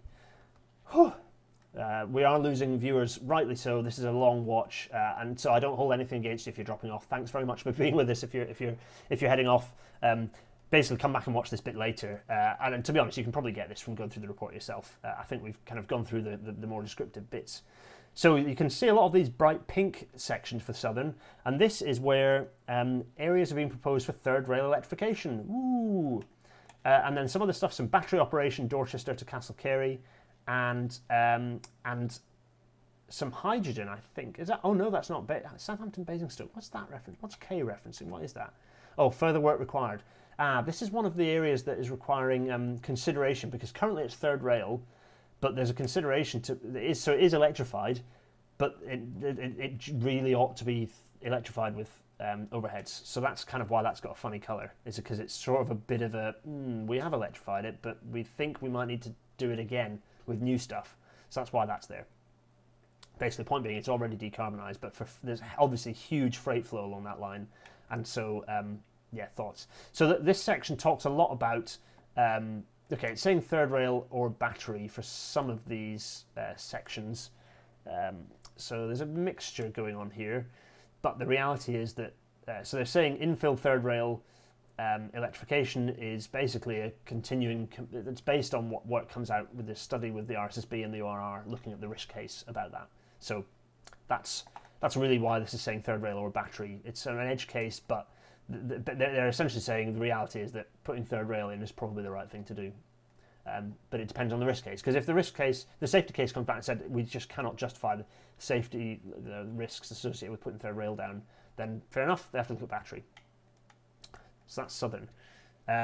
What was I looking at there? Oh, the Dorchester to Castlecarey stuff. That was H, wasn't it?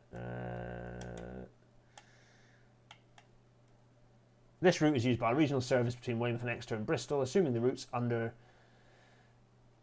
Yeah, so assuming there's some electrification, then trains that can kind of go between electrified, recharge under the wires, and then use battery power would use that. Fair enough. Right, we're back in the peninsula. Here we are. We're back down in the southwest, the far southwest. And Severn Beach to Bristol Temple Meads is recommended for electrification. Par to Newquay is recommended for full electrification, partly relating to the metro proposals, but also the frequency of service up to Newquay. And excitingly, Barnstaple to Exmouth is proposed for electrification, which is good. Because actually it's quite busy and they do run fairly frequent services, and there are plans, longer term plans to upgrade that substantially, they are looking at electrification. So what was that, M? So you can see this route is recommended as a candidate for full electrification, otherwise hydrogen, because it's not ideally suited for battery operation. It's long distance travel. It's got reasonably high speed performance required. You know, it goes up to 85 miles an hour, and it's being planned. Yeah, that's being planned. So there's a line speed improvement up to 85 being planned on the route, even though it's very weavy as it goes up the valley, alongside the River Exe.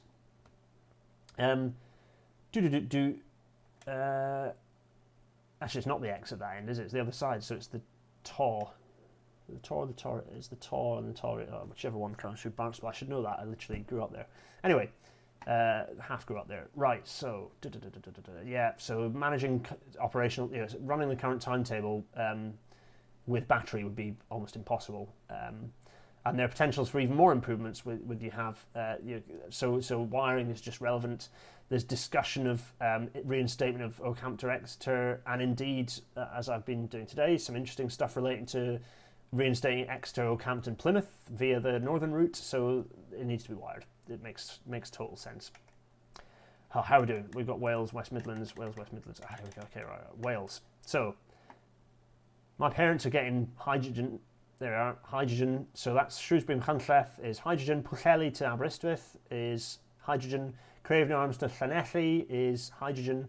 But then battery from Llandudno to Blaenau Festiniog, which is because of the connection to the electric railway. I think that's why. Likewise, the Ebbw Vale branch makes sense to be battery. Sorry, so Ebbw Vale branch battery, but the stuff. So the Mid Wales the Heart of Wales, and then the Cambrian lines are hydrogen, and that makes sense given their length, given the diagrams, but they're not hugely intensively used. So hydrogen makes sense as the kind of the longer term solution. It's fair enough. Very similar to the kind of the West Highland line and the way those are operated. So I'm all for that. They make sense.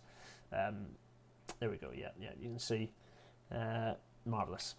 Right, we're in the West Midlands, and you can see there weren't many edge cases, but the ones that exist, Derby, Stoke-on-Trent, Droitwich, Spa to... Is that how you say it? Droitwich? Is that how it's said? I've never really found myself saying it. I've read it a lot. To Birmingham, Snow Hill, that's electrified. Stratford to the Chiltern Main Line is electrified, and Marylebone to Aylesbury is electrified. So lots of electrification in the West Midlands. Just everything is getting electrified. It's getting blitzed with electrification. En masse. How are we doing? 1 hour 45. Good grief. Good grief. I'm getting exhausted now, as you might have noticed.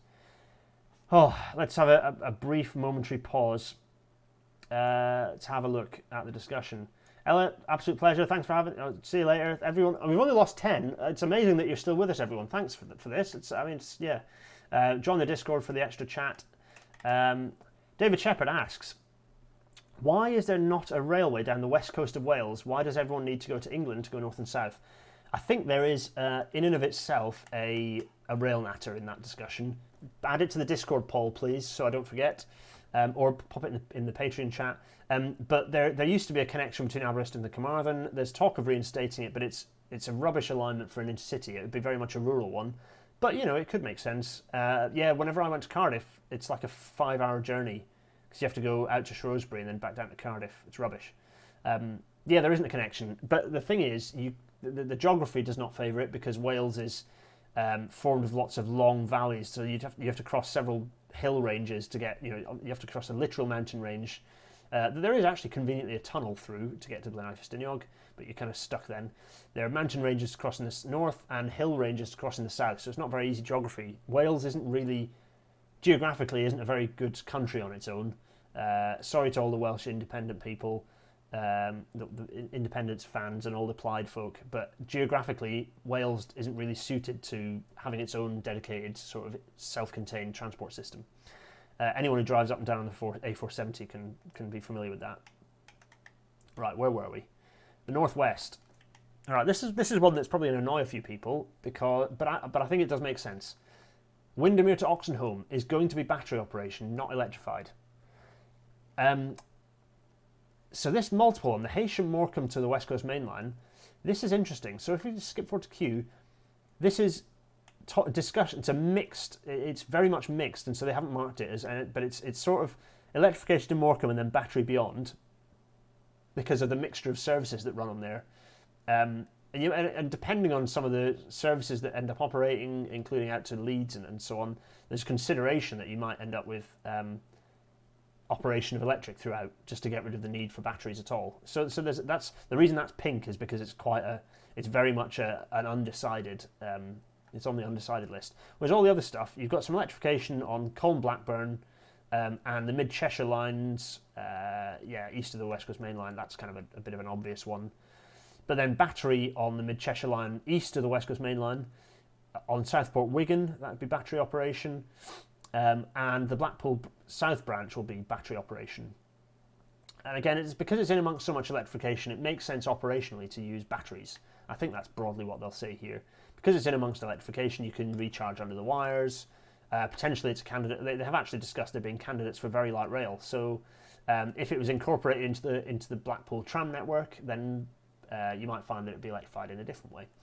Or it could be running battery. Yes, so there's a mixture of different recommendations there, but you can see that generally the influence of the amount of electrification steers you toward, and the short length of all these little tiddy bits steers you towards battery operation. Fair enough. Oh, and we're at the end. We're at the end of that. Oh, there we go. There's some people saying they're staying to the end. Page 61 is the Barnet Duckweed for shipping. I'll have to skip back to that.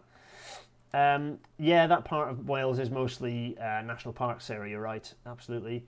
Holyhead to Cardiff has a subsidised flight, so that seems ideal for a train, ignoring geography. Yeah, there currently is a train that runs, but obviously it's the Gerallt, right? And it runs pretty slowly around that long loop through Wales. It would be good to have a north-south line. If this is a normal Northern European country, they would have, they'd have gone mountains. So what? You just put tunnels in and you build a proper railway line.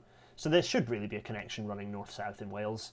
I don't see any reason for it, but it shouldn't follow the existing or former routes. Those should be reserved for local operation. If you're going to build an intercity line north-south in Wales, maybe that's yet another rail natter maybe that can be the Craneista Part 6 episode or something. You'd do it very differently. You'd run down, you'd follow some of the core bits where there are valleys, potentially, and then join the dots with tunnels, to be honest. Oh, right, so here we are. These are the assumptions pages, Appendix 9, which I'm not going to dwell on.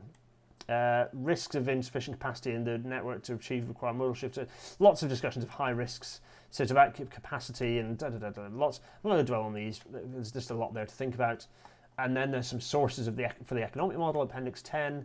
Appendix, it feels like we're getting close to the end now. Page 247, Appendix 11, acronyms and glossary. And that's the last page. Oh my goodness, it's the last page. Oh, golly and gosh.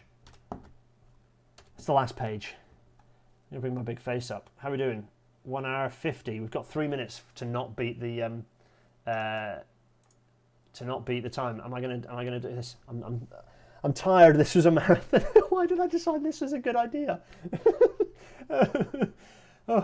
Right. To summarise all of that, thanks everyone for sticking with this. I'm gonna get this closed off quickly because you've been brilliant for sticking with this, and hopefully that's been useful. In the chat, please tell me whether that was actually useful, because I'm thinking of this as being if this is useful to flick through former reports, then I might do some more of it, because it's useful for me to know the report, and hopefully it's useful for all of us because it makes us all good lobbyists.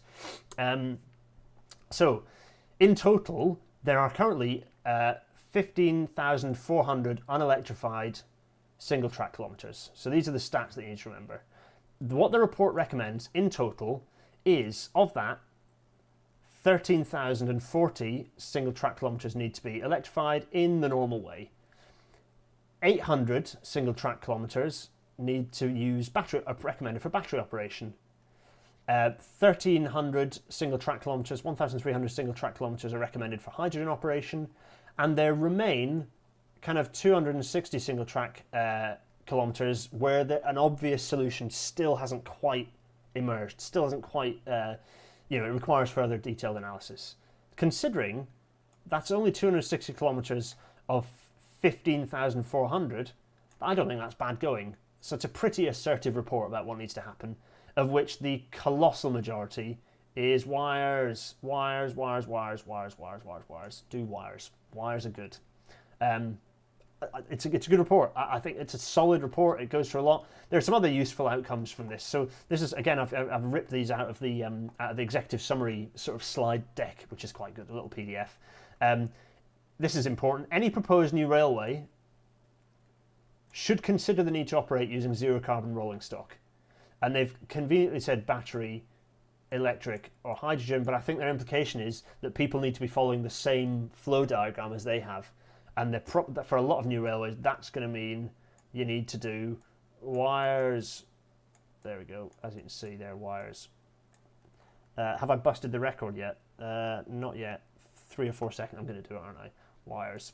Anyway, it's going to be underneath 2 hours. Damn it. Other solutions: battery and hydrogen train operation should start wherever this is possible. So basically, saying now. There we are. Battery and hydrogen operation should start now to ensure that standards are developed, whole system operational experience is gained, and lessons are learned. Basically, to allow the supply chain to know what the hell it's doing. Oh, I've just realised what I'm doing. Oh, you didn't see my scribbling. Oh, folks, you should have been shouting at me. Here we go. Let's go small face. There we go. I'll just go back so you can see my scribbles. There we are. 15,400 SDKs unelectrified. It just looks scribbly now. I was drawing for emphasis, but you missed it all. You can see how tired I am. Oh, there we go. There you are. So there's a nice diagram. I'll tell you what. Well, let's just make this nice and clean.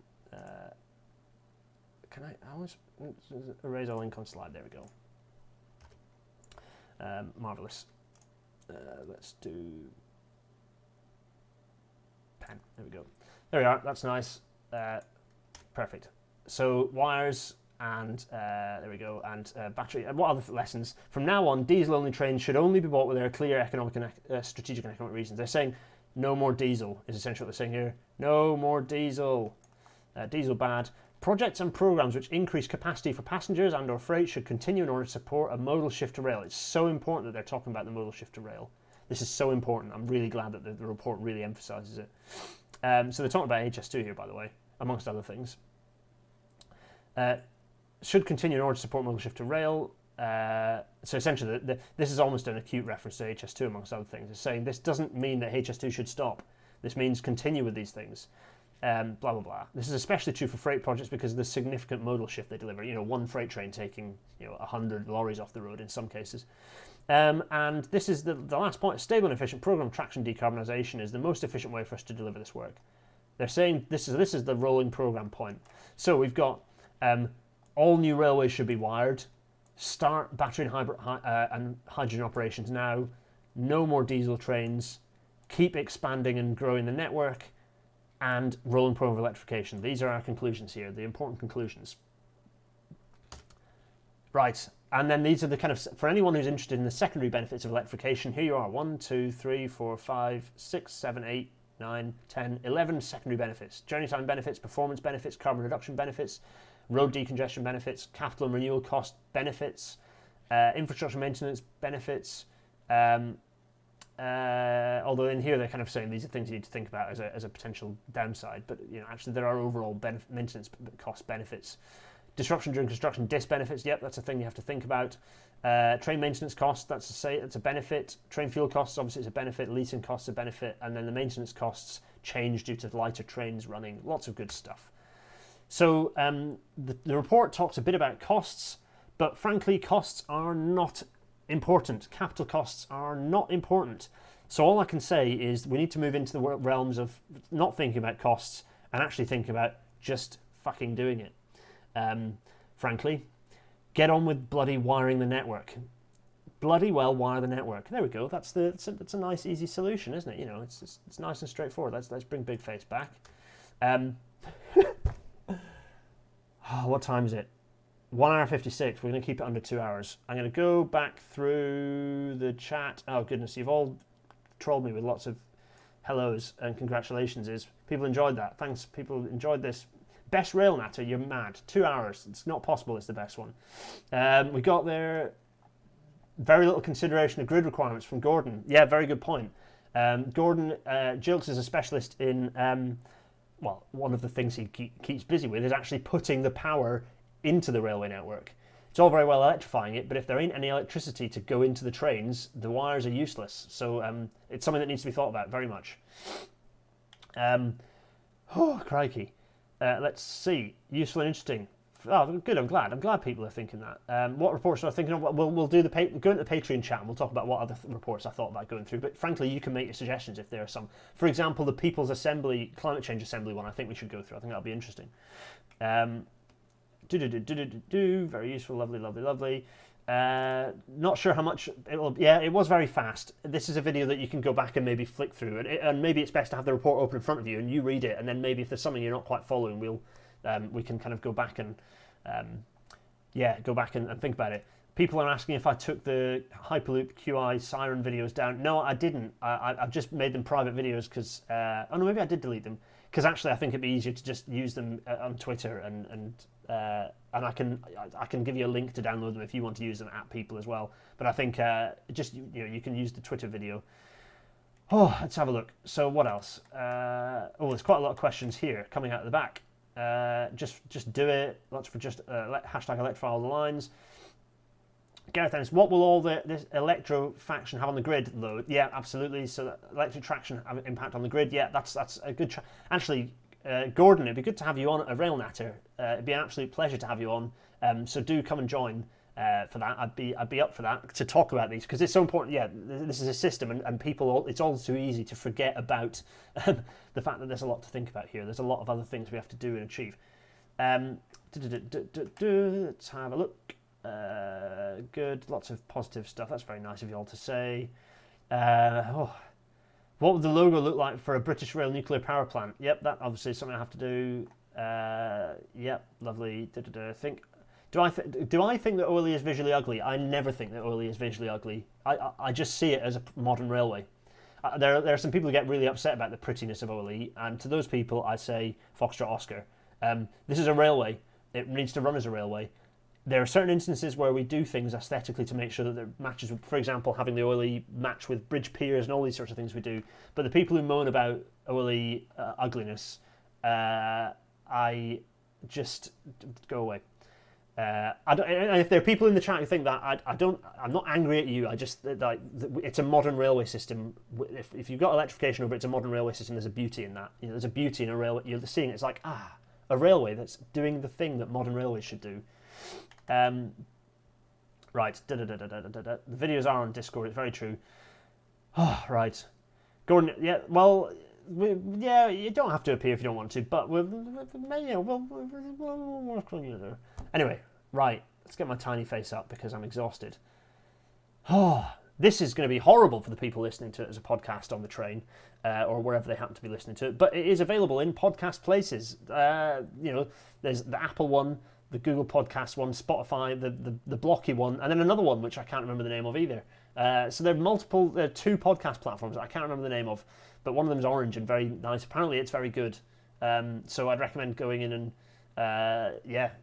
if you want to listen to it. I mean, don't listen to it if you've been sat here watching this thing live, for goodness sake, glutton for punishment.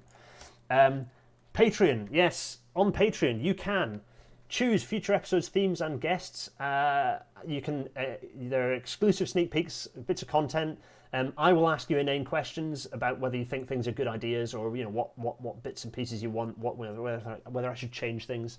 So that's Patreon, patreon.com/GarethDennis. The Discord is a thing, garethdennis.co.uk/Discord. Do go and join the Discord. You don't have to be a patron for that, but if you're a patron, you get extra benefits. I share stuff through there. And then if you don't want to do any of that, but you do want to support me to kind of do more of this stuff, which you're bonkers if you do. There's still 80 of you watching. Big love to all of you. paypal.me/GarethDennis, and you can sort of chuck me a bit of loose change. That'd be very much appreciated. But Patreon's probably the best. You don't have to give me much at all. You can give me, I think the lowest in there is €1 a month. So, you don't have to spend much at all on there. I don't ask much. And no matter how much you give me, the benefits are all the same. I'm a socialist. I think, take what you need, give what you can. Is that right? Something like that. Anyway. Right. I've broken 2 hours. Dang it. Never mind. Rail Natter, episode 28, Quails on Rails. Dr. David Turner is joining us. I'm very excited to have David, my very good friend, joining us. We shall drink beer and be merry. He's going to talk about Quails on Rails, which sounds mental, but I'm so excited about this one because it's just a good analogy for wider supply chains, but it's also some history. History's a fun thing to talk about, and David is brilliant and good fun to join as well. He's very astute and very knowing and very an asset to railway history, frankly. Does this mean I have to go big face again? It does, doesn't it? Because everyone, thanks so much for that. I'm not going to waffle on. I've broken 2 hours. This is the longest ever Rail Natter. Somehow you didn't hate it.